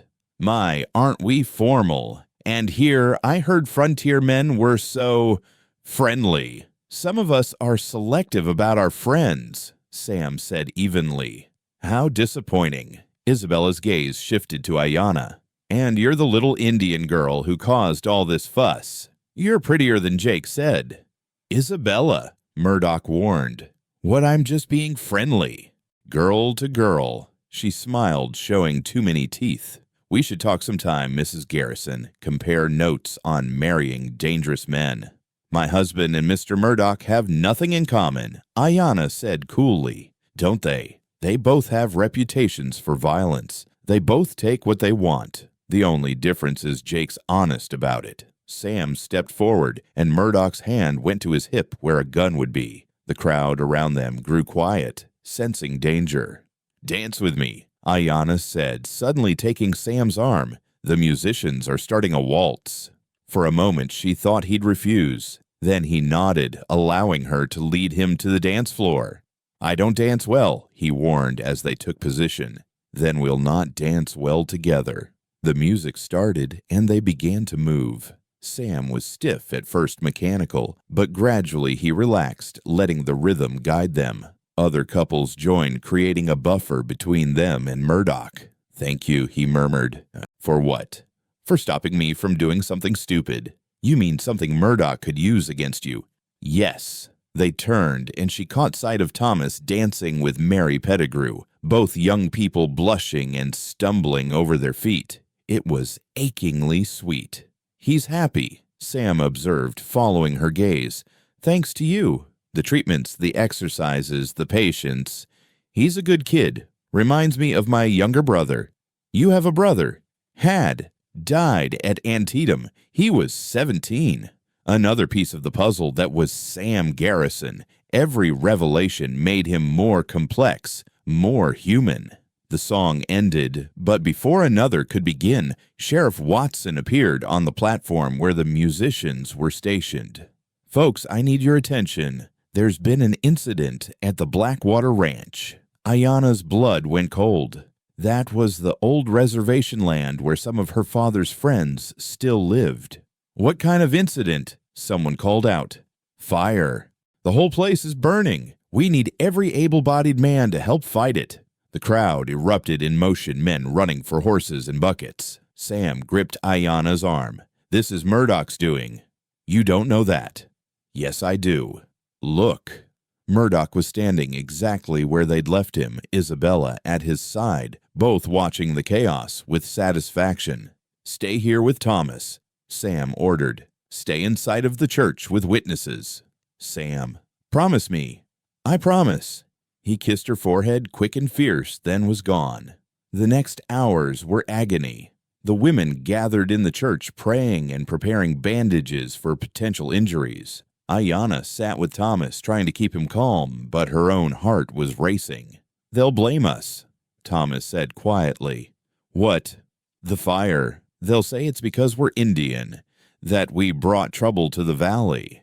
Before she could respond, Isabella Cruz sauntered into the church, her elaborate dress incongruous among the worried wives and mothers. "Such a tragedy," she said, though her tone suggested anything but sympathy. "Those poor Indians. But then they're used to losing things, aren't they?" "Get out," Margaret Sullivan said coldly. "This is a church. All are welcome, isn't that right?" Reverend Pettigrew looked uncomfortable. "Perhaps this isn't the time." "Oh, but it is. You see, Jake wanted me to deliver a message to Mrs. Garrison." Isabella's smile was venomous. "He says fires have a way of spreading, especially to wooden ranch houses far from town." The threat was clear. Ayana stood Thomas, gripping her hand. "Tell Mr. Murdoch that my husband doesn't respond well to threats." "No." "How does he respond?" "Decisively." Isabella laughed. "We'll see about that." She swept out, leaving silence in her wake. Then Mary Pettigrew, quiet little Mary, spoke up. "My father has a telegram machine in his office. We could wire the federal marshal in Cheyenne." "That's 3 days away," someone protested. "But if there's a federal investigation, Sheriff Watson would have to cooperate," Mary insisted. She looked at Ayana. "My father will help." "Won't you, Papa?" The Reverend straightened his shoulders. Yes, I will. This has gone too far." It was nearly dawn when the men returned, covered in soot and exhausted. Sam found Ayana immediately pulling her against him despite the ash and sweat. "How bad?" she asked. 3 houses lost. No deaths, thank God, but James Blackfeather was burned trying to save his horses. "Will he survive?" "Doc Harrison thinks so." Sam pulled back, studying her face.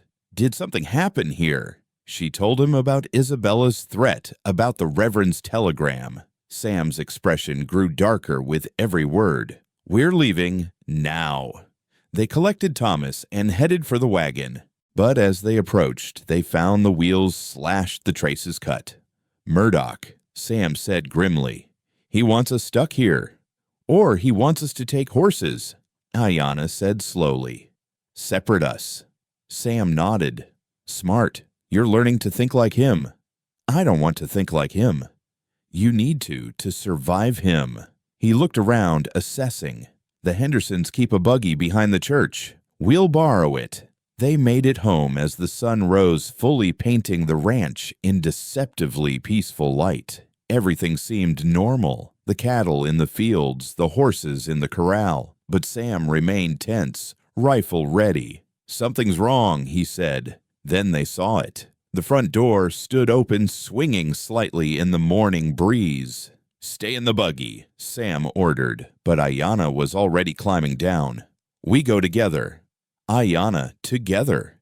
They entered carefully, Sam leading Ayana close behind. The house was ransacked, furniture overturned, dishes, broken papers scattered, and in the middle of the parlor floor, written in what looked like blood, "You can't protect her forever." Thomas made a sound of distress. Ayana went to him, but her eyes stayed on Sam. He stood perfectly still, staring at the message. When he finally moved, it was with the controlled precision she'd come to recognize as his most dangerous mood. "Pack what you need," he said quietly.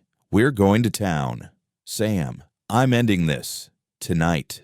The look in his eyes made her shiver. This was the man who'd survived the war, who'd killed 6 men defending his ranch. This was the warrior beneath the rancher's facade. "You can't just kill him," she said. "Watch me." "Sam, no. That's what he wants. For you to act rashly, give him an excuse." "I don't need an excuse. He threatened my wife. He terrorized my family. He burned out innocent people. And if you kill him, you'll hang. Then where will Thomas and I be?" That stopped him. He turned to look at them. Thomas, pale and frightened, Ayana trying to be strong. His family. The word still felt foreign, but true. "Then what do you suggest?" "We fight smart." The telegram to the federal marshal, gathering witnesses, building a case. That could take weeks, months. Then we survive for weeks or months. But we survive together, and we survive legally. She moved to him, placed her hand on his chest, felt his heart racing beneath her palm. "Please, Sam, don't let him make you into the monster he claims you are." For a long moment they stood frozen. Then Sam covered her hand with his, pressing it harder against his chest. "All right," he said roughly. "We do it your way. But if he comes for you directly, then you can shoot him. Deal." 3 weeks passed intense vigilance. Sam turned the ranch into a fortress, boarding windows, setting up watch rotations with his most trusted hands, teaching both Ayana and Thomas to shoot with deadly accuracy. The federal marshal had responded to their telegram, promising to arrive within the month, but a month felt like a lifetime when every shadow could hide a threat. The first snow came early October, bleeding into November with unusual cold. It started as gentle flakes during breakfast, but by noon, the wind had picked up, driving ice crystals horizontal across the valley.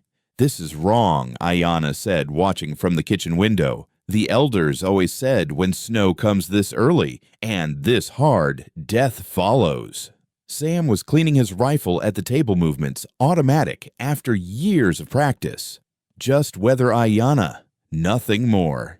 But even he looked uneasy. The cattle were restless, bunching together and lowing mournfully. The horses paced in their stalls. Every animal on the ranch seemed to sense something, building something worse than a mere storm. Thomas hobbled in from the parlor where he'd been keeping watch. "Riders coming, 8 of them." Sam was at the window, instantly rifle raised. Through the driving snow, dark shapes materialized like phantoms. Not Murdoch's usual thugs. These men moved with military precision, spreading out to surround the house. "Pinkertons," Sam said grimly. Murdoch hired Pinkertons. "What are Pinkertons?" Thomas asked. "Private army, strikebreakers, killers for hire." Sam checked his ammunition. "Get to the root cellar, both of you, now." "We're not leaving you," Ayana said firmly. "This isn't a discussion." The first window, shattered wind and snow, howling through. A voice called from outside, professionally calm. "Samuel Garrison, we have a legal warrant for the arrest of your wife on charges of theft and fraud. Send her out, and no one needs to die." "Let me see the warrant," Sam called back. A laugh. "This isn't a negotiation, Garrison. We have our orders." "From Murdoch?" "From a legally appointed representative of the territorial court." "Sheriff Watson doesn't have that authority." "He does now. Seems Judge Fleming had an unfortunate accident last week. Fell from his horse, broke his neck. Sheriff Watson is acting magistrate until a replacement arrives." Ayana felt the blood drain from her face. Judge Fleming, the kind man who'd married them, was dead.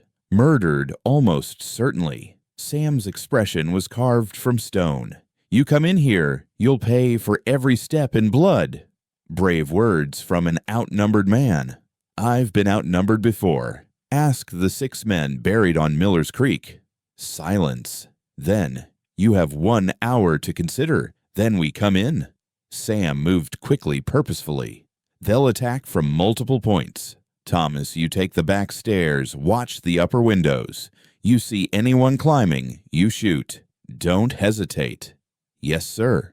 "Ayana, the kitchen. They'll try to come through there, thinking it's the weak point." "What about you?" "I'll be mobile." He pulled out a box from under the floorboards, more ammunition than she'd known they possessed. "Listen carefully. If this goes bad, there's a hidden panel in the root cellar, leads to a tunnel, comes out by the creek. You take Thomas and run." "Sam." He gripped her shoulders. "Promise me, if I fall, you run. We're not leaving you. Promise me." She saw it then, the terror beneath his tactical calm. Not fear of dying, fear of failing to protect them. "I promise." She lied. He kissed her, then fierce and desperate. "I love you," he said against her lips. Should have said it sooner. Stupid to wait. Before she could respond, he was gone, moving through the house like a ghost. The hour passed with agonizing slowness. Outside, the storm intensified wind screaming around the corners of the house. Ayana positioned herself in the kitchen, Sam's lessons running through her mind. Breathe steady. Squeeze, don't pull. The gun is an extension of your arm. Then sudden silence. The wind died as if God had held his breath. They came from everywhere at once. The kitchen door exploded inward. Ayana fired without thinking, the shotgun kicking hard against her shoulder. A man's scream fell, another behind him. She pumped, fired again, her grandmother's warrior spirit singing in her blood. Above, she heard Thomas's rifle crack once, twice. Sam's weapon answered from the parlor, methodical and deadly. But there were too many. A man crashed through the window beside her. She swung the shotgun like a club, catching him in the face. He went down, but another was behind him, and another. Ayana. Sam's voice raw with desperation. She tried to answer, but hands grabbed her, the shotgun torn away. She fought with nails and teeth, every dirty trick her cousins had taught her, but there were too many too strong. They dragged her to the parlor where Sam was on his knees, blood running from a gash on his head, 3 men holding him down. Thomas was pressed against the wall, a Pinkerton's gun to his temple. "Well," said a new voice from the doorway. That was more expensive than anticipated. Jake Murdoch entered Isabella on his arm, both dressed as if for a social call rather than a siege. Murdoch's expensive coat was barely dusted with snow, his boots clean. He'd waited outside while others died for his vendetta. 4 men dead, 3 wounded, the lead Pinkerton reported. This wasn't what we agreed to. "You'll be compensated," Murdoch said dismissively. His attention was on Ayana. "Mrs. Garrison, or should I say Miss Blackwater, after all your marriage is fraudulent, based on lies." "Go to hell," she spat. He backhanded her casually. Sam lunged against his captor's murder in his eyes. Temper, Garrison. You're in no position to make threats." Murdoch pulled out a document. "See, I've done my research. Your wife claimed to be 26 in her initial correspondence to the late Bill Carson. Fraud. She claimed to be your cousin from St. Louis. More fraud. The marriage is invalid, which means she's still legally bound by her father's debts." "That's not how the law works," Sam growled. "It is when I own the law." Murdoch smiled. Sheriff Watson was very helpful in explaining the finer points. Amazing what a man will do when you hold the mortgage on his farm.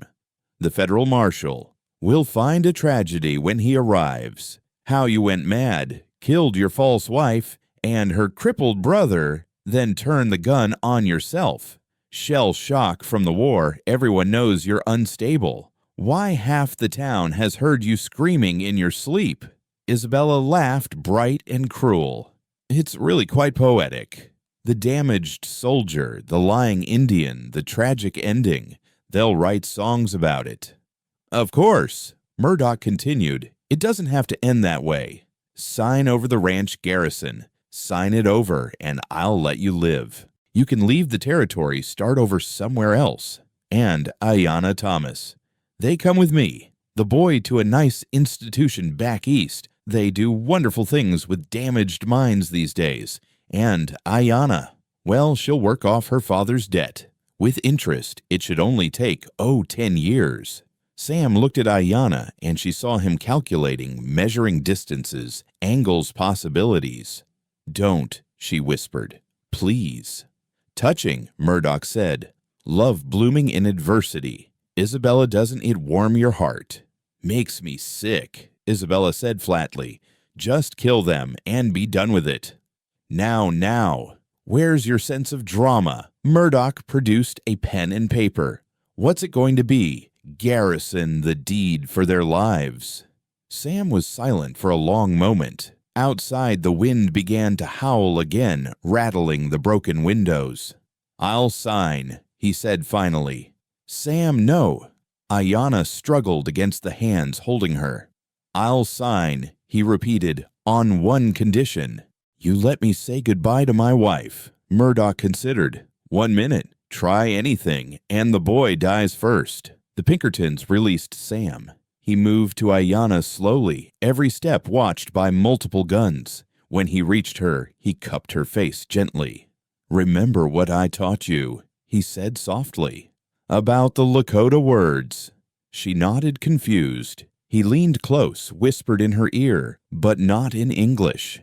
In Lakota, the phrases she'd taught him mangled but understandable. When I move, you drop. Then louder in English. I'm sorry for everything. He kissed her forehead, then turned back to Murdoch. The deed's in my desk. I'll get it.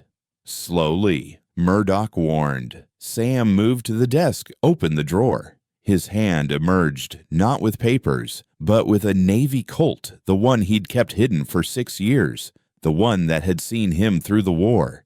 Everything happened at once. Sam's first shot took the man holding Thomas.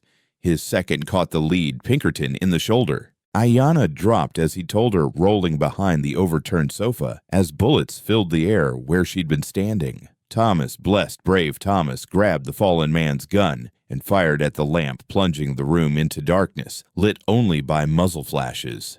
In the chaos, Ayana heard Murdoch screaming orders, Isabella shrieking, men cursing and falling. She crawled toward Thomas's voice, found him pressed against the wall. "The cellar," she hissed. "Go." They made it to the kitchen, then down the wooden steps. Behind them, the gunfire continued, but it was lessening. Either men were dying or running. Then sudden silence. Ayana. Sam's voice rough but alive. They crept back up to find him standing in the ruins of their parlor, blood soaking his left arm, the Colt still smoking in his right hand. Bodies lay scattered, Pinkertons who'd chosen wrong, who died for another man's greed. Murdoch was on the floor, clutching his stomach, blood seeping between his fingers. Isabella knelt beside him, her perfect dress ruined her face, white with shock. "You shot me," Murdoch gasped. "You actually shot me." "You threatened my family," Sam said simply. "The law. You'll hang. Maybe, but you'll be dead." Sam looked at Isabella. "Get him out of my house. Take him to town to the doctor. He might live, if you hurry." Isabella looked between them, calculating. Then she smiled, cold and sharp. "Why would I do that? Without Jake, I inherit everything. The saloons, the properties, the debts." She stood, smoothing her ruined dress.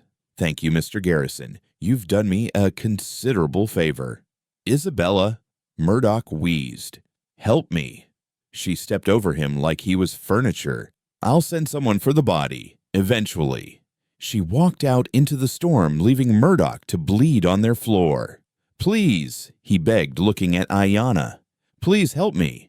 She knelt beside him. This man who'd terrorized her, threatened her brother, tried to destroy everything she'd built. "My grandmother had a saying," she said quietly. "The wolf who hunts alone dies alone." But even as she said it, she was pressing cloth to his wound, trying to stem the bleeding. Because she wasn't him. She wouldn't become him. "Sam, help me. We need to get him to Doc Harrison." Sam stared at her. "He tried to kill us all. And we're better than he is. That's the whole point." Thomas limped over, face pale but determined. "I'll get the wagon ready." "The horses bolted when the shooting started," Sam said. "Then I'll find them." The boy shouldered a rifle and headed into the storm. Sam and Ayana worked together, binding Murdoch's wound, keeping him conscious. The man who'd seemed so powerful was reduced to whimpering, begging, promising them anything if they'd just save him. "Shut up," Sam said finally. "You're wasting energy." Thomas returned with the horses. Brave, brilliant Thomas, who was becoming the man his injury had threatened to prevent. They loaded Murdoch into the wagon, and Sam drove through the blizzard toward town Ayana, and Thomas huddled in the back, keeping pressure on the wound. They made it to Doc Harrison's just as Murdoch's breathing went shallow. The doctor took one look and started working, not asking questions about the bodies they'd left behind or the blood soaking all their clothes. Sheriff Watson arrived within minutes, Isabella beside him.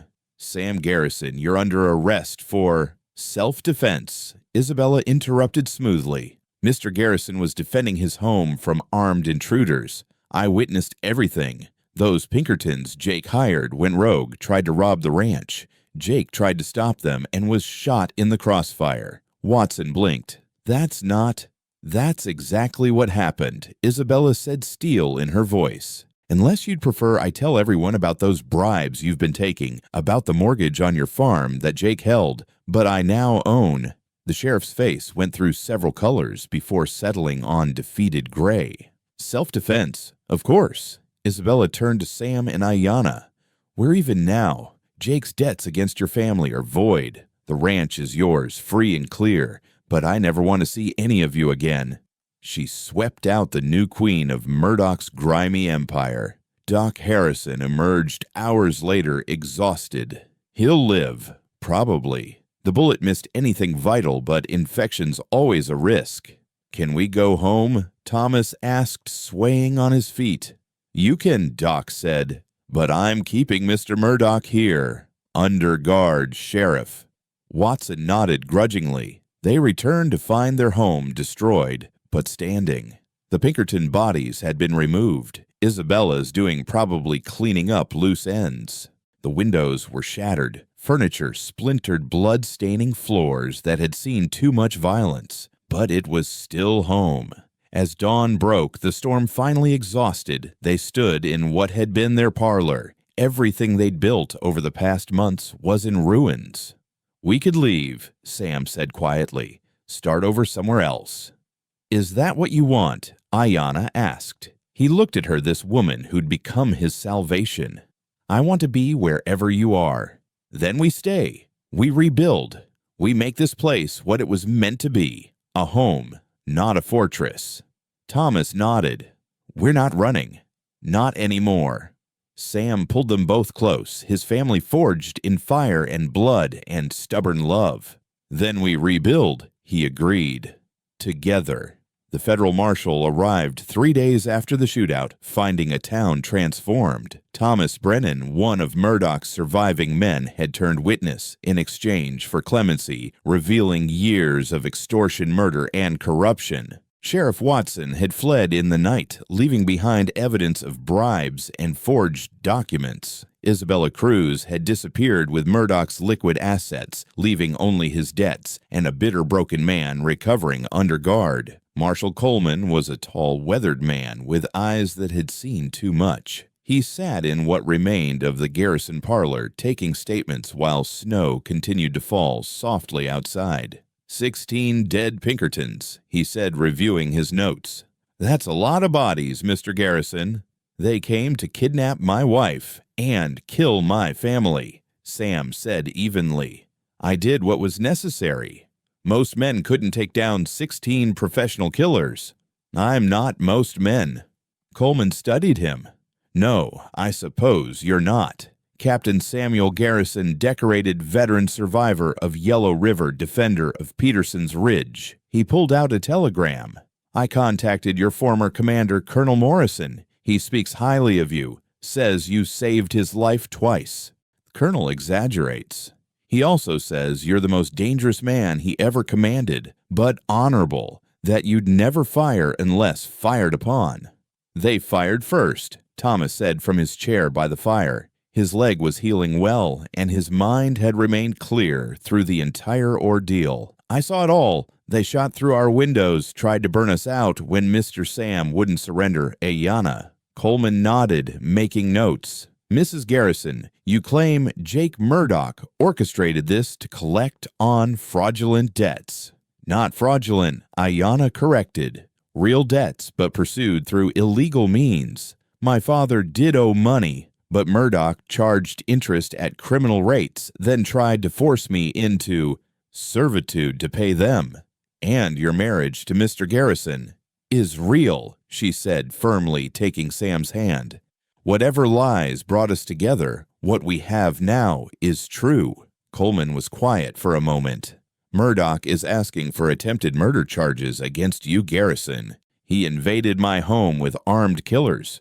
He claims he was trying to serve a legal warrant, written by a corrupt sheriff on behalf of a criminal enterprise. Perhaps, but he's got lawyers coming from Denver. This could get complicated. Sam stood pacing to the boarded window. What do you want, Marshal? The truth. And I think I have it. Coleman stood as well. Here's what's going to happen. Murdoch will be charged with conspiracy, attempted kidnapping, and corruption. Given the evidence, he'll likely serve 10 to 15 years. His associates are either dead or fled. The threat to your family is over. And the shooting. Self-defense clearly documented. No charges will be filed. Coleman put on his hat. But Garrison, the territory is changing. The days of settling disputes with guns are ending. Next time, let the law handle it. There won't be a next time, Sam said quietly.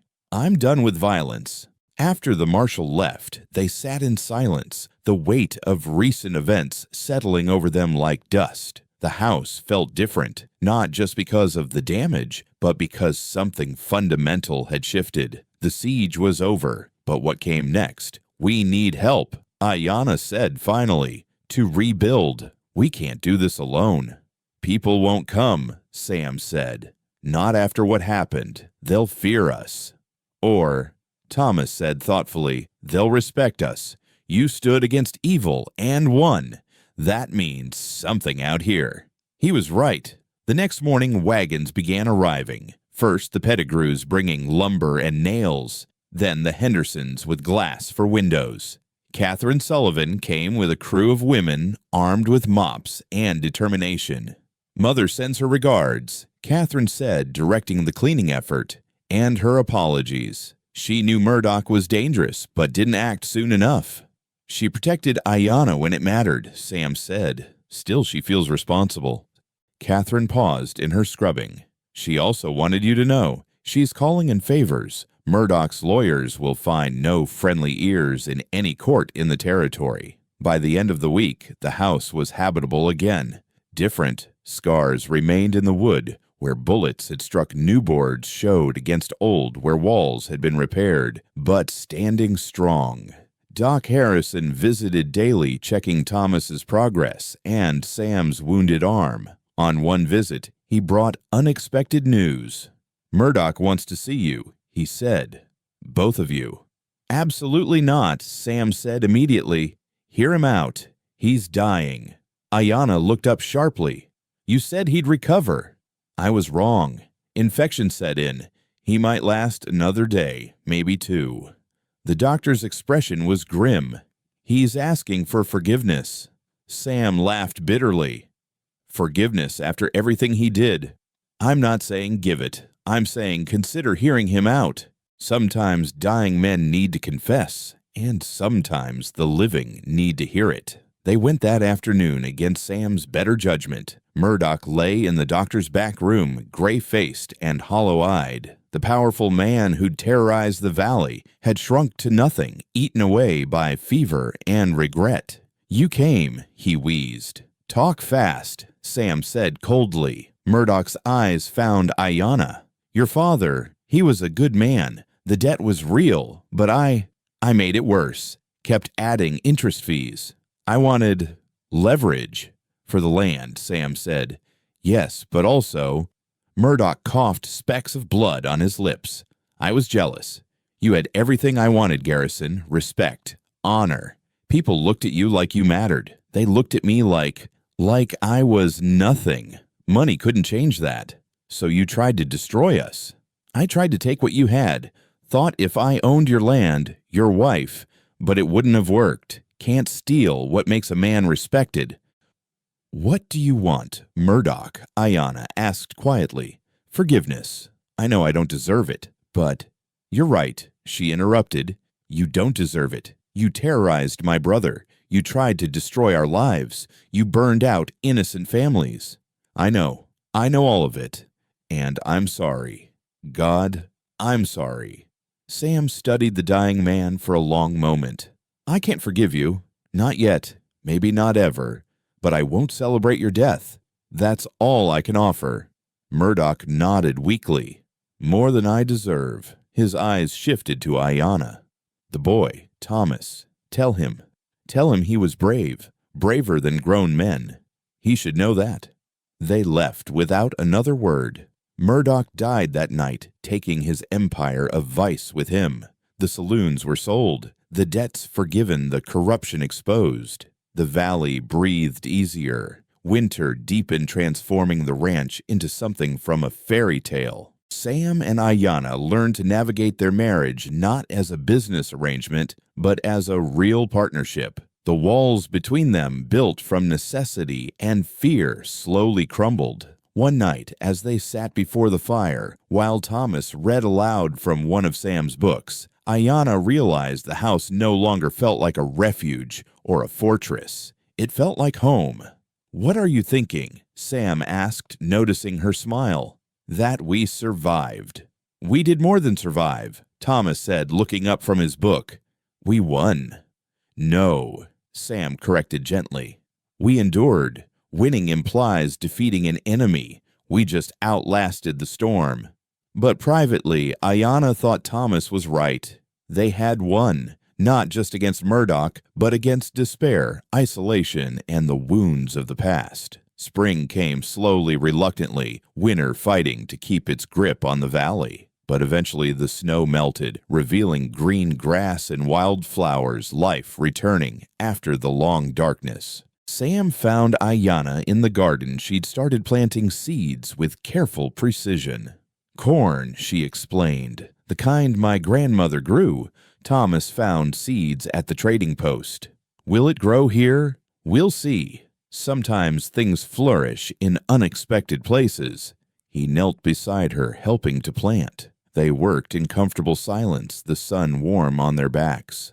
"I love you," he said suddenly. "I know I said it before during the fight, but I wanted to say it now.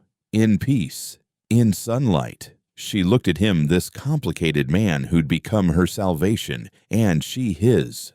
"I love you too, not because you saved me, but because you let me save you back."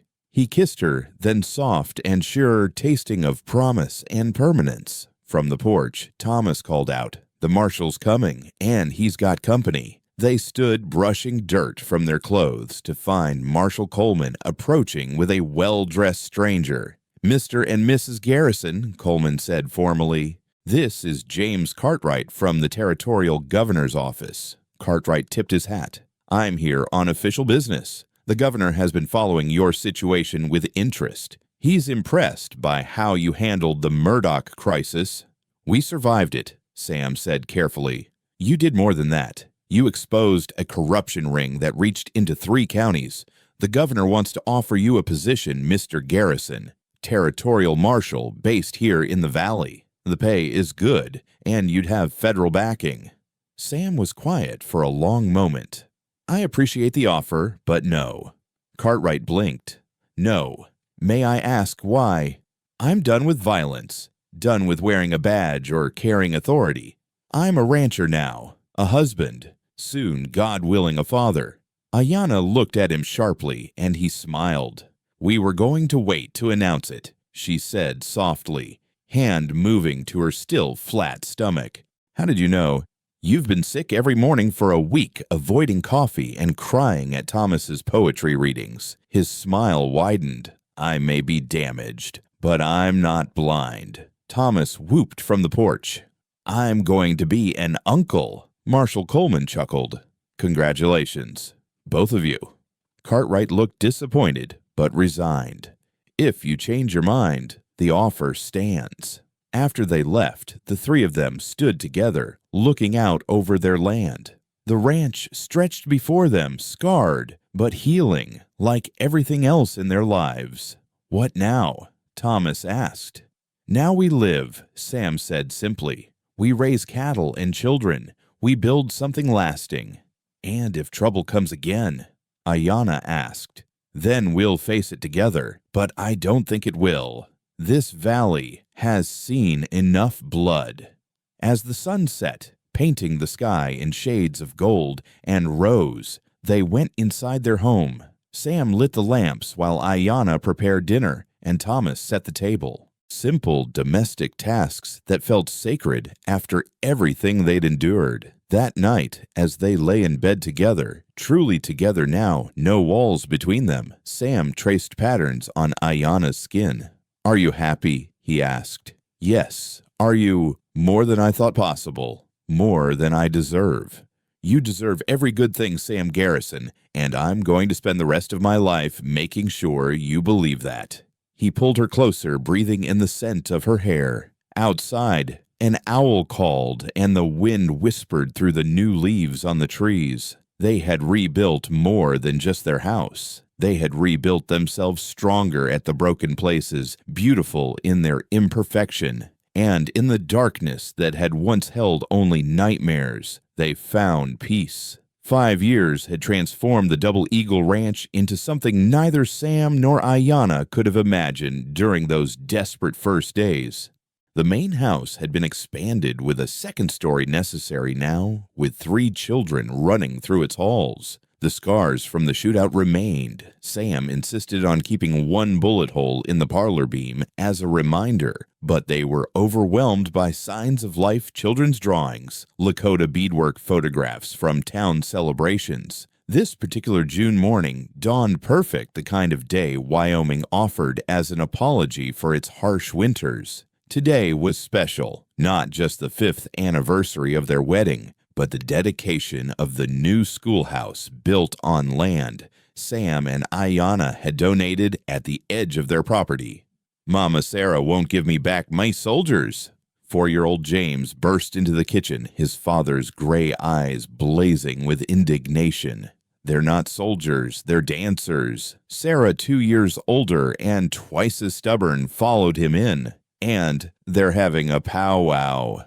Ayana looked at her children, James with his father's strong jaw and her copper skin, Sarah with her dark eyes and Sam's determined chin, and tried not to laugh. "Why don't the soldiers and dancers have a peace treaty, share them for the celebration today?" "Like Papa and Uncle Thomas did with the Shoshone ranchers," Sarah asked. "Exactly like that." The peace treaty of which Sarah spoke had been Thomas's first act as the valley's new mediator, a position created specifically for him by the territorial government. His injury prevented him from ranching, but his mind had sharpened with recovery, and his gift for seeing all sides of a dispute had made him invaluable in settling conflicts between the growing population of settlers and the indigenous peoples who remained. "Where is Papa?"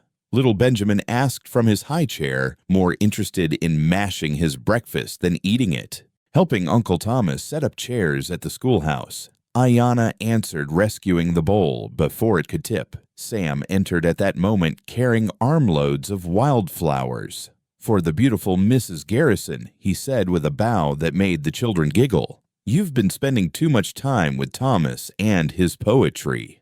Ayana teased, but she was touched. Sam had changed so much. The nightmares came rarely now, and when they did, she was there to sing them away. He smiled easily, laughed often, and the townspeople no longer crossed the street when they saw him coming.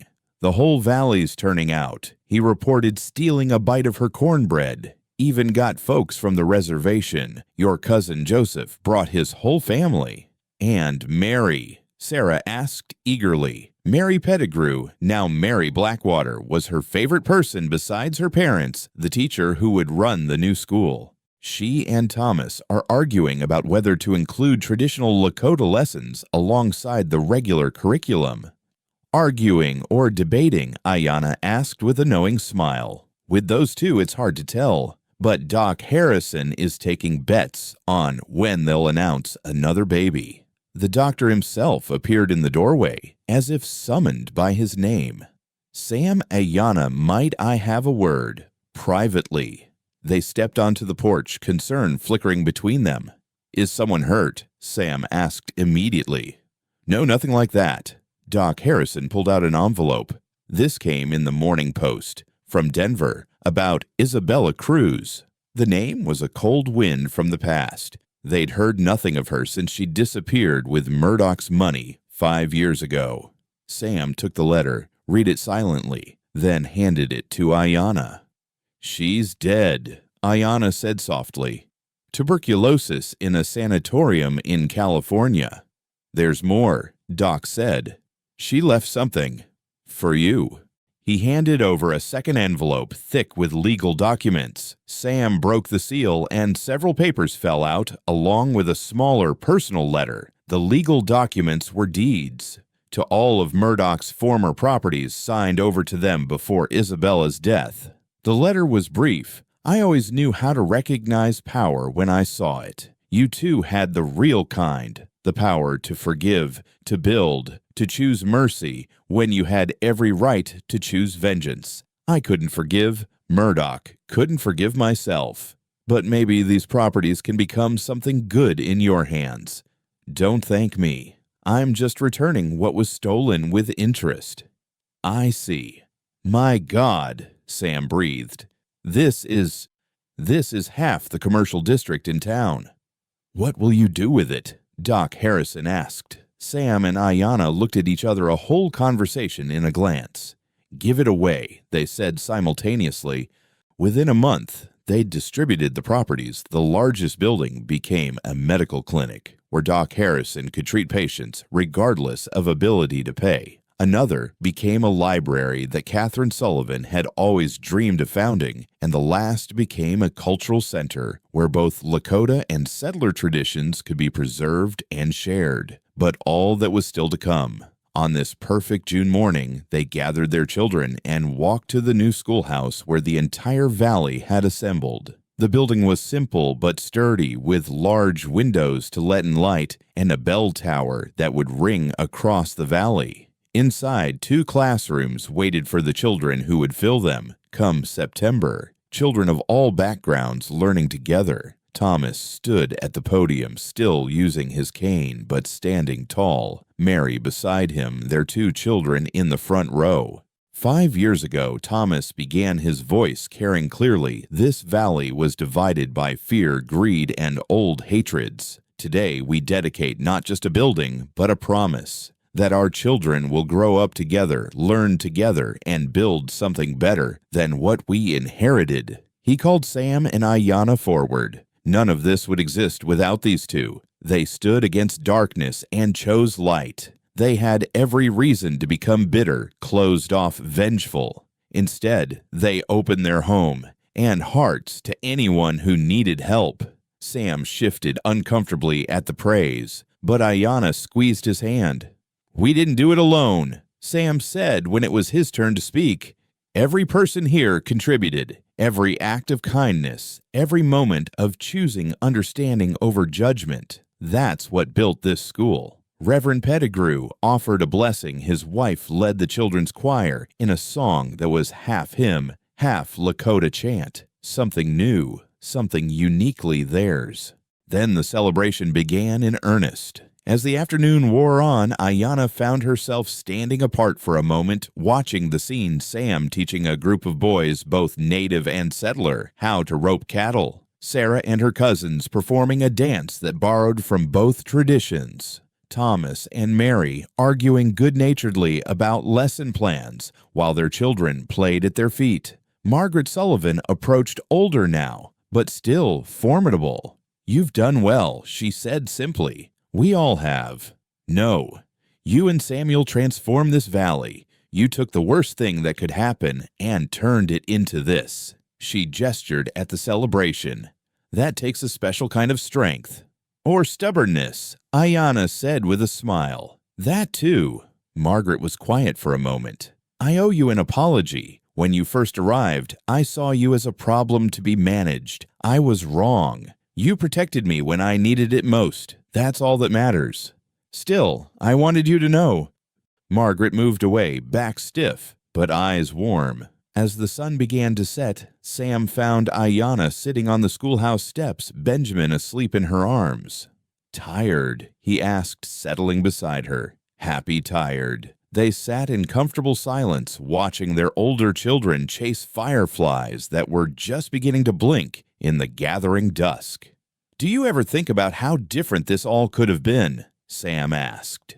If you'd told the truth from the beginning, if I'd turned you away, if Murdoch had won. Sometimes. But then I think about something my grandmother used to say. The river doesn't worry about the rocks it didn't hit. Sam laughed softly. Your grandmother was a wise woman. She would have liked you, would have said you had an old soul in a warrior's body. And what do you say? Ayana looked at him, this man who'd saved her, and whom she'd saved in return. "I say you're my home, Sam Garrison. You and these beautiful wild children and this land we've made ours." He kissed her temple, gentle and reverent. "You know what today is besides the school dedication? Our anniversary. 5 years since that awkward ceremony where neither of us knew what we were doing. I was thinking we should do it again, properly this time, with the whole valley watching with our children as witnesses. A real wedding, not a desperate arrangement." Ayana turned to look at him fully. "Samuel Garrison, are you proposing to me?" "I'm proposing we make honest what started as a lie, that we choose each other not from necessity, but from love, that we promise in front of everyone that this is forever." "Yes," she said simply, "yes to all of it." As if summoned by their parents' joy, Sarah and James ran over, faces bright with excitement. "Mama, Papa, look!" Sarah pointed to the eastern sky where the full moon was rising huge and golden. "Uncle Thomas says it's a blessing moon. That means good things are coming." "Good things already came," James said practically. "We have the school and our house and baby Ben and each other." Sam finished gathering all his children close. "That's the best thing of all." The celebration continued around them. Fiddles playing, people dancing, children laughing. The new schoolhouse stood proud against the darkening sky, a symbol of how far they'd all come. Later, much later, after the children were asleep and the house was quiet, Sam and Ayana stood on their porch looking out over their land. The moon had climbed high, silvering everything with its light. "Thank you," Sam said suddenly. "For what? For seeing past my damage, for being brave enough to lie your way into my life, for teaching me that love doesn't count years, only moments." How many moments have we had? Not enough, never enough. But we have tomorrow and all the tomorrows after that.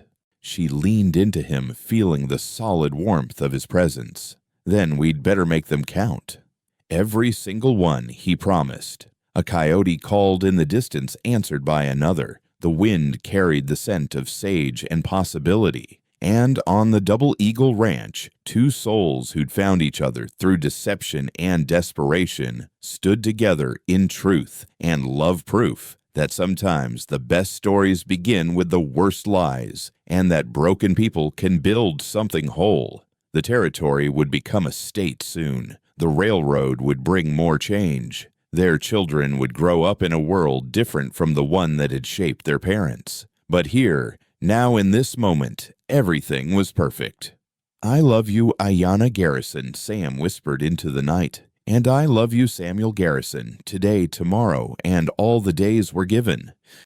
As they went inside their home, their true earned fought for home, the moon continued its path across the sky, blessing all below with its light. And somewhere, perhaps, Ayana's grandmother smiled, knowing that her granddaughter had found what she'd wished for her, a place to belong, a love worth fighting for, and the courage to build something beautiful from the ashes of destruction. The story that had begun with a desperate lie ended with an eternal truth. Love doesn't count the years or measure the perfect moments. It simply is enduring, like the mountains flowing, like the streams constant as the stars that watched over the Wyoming Valley, where a Lakota woman and a damaged soldier had found their way to each other, and in doing so, had found their way home.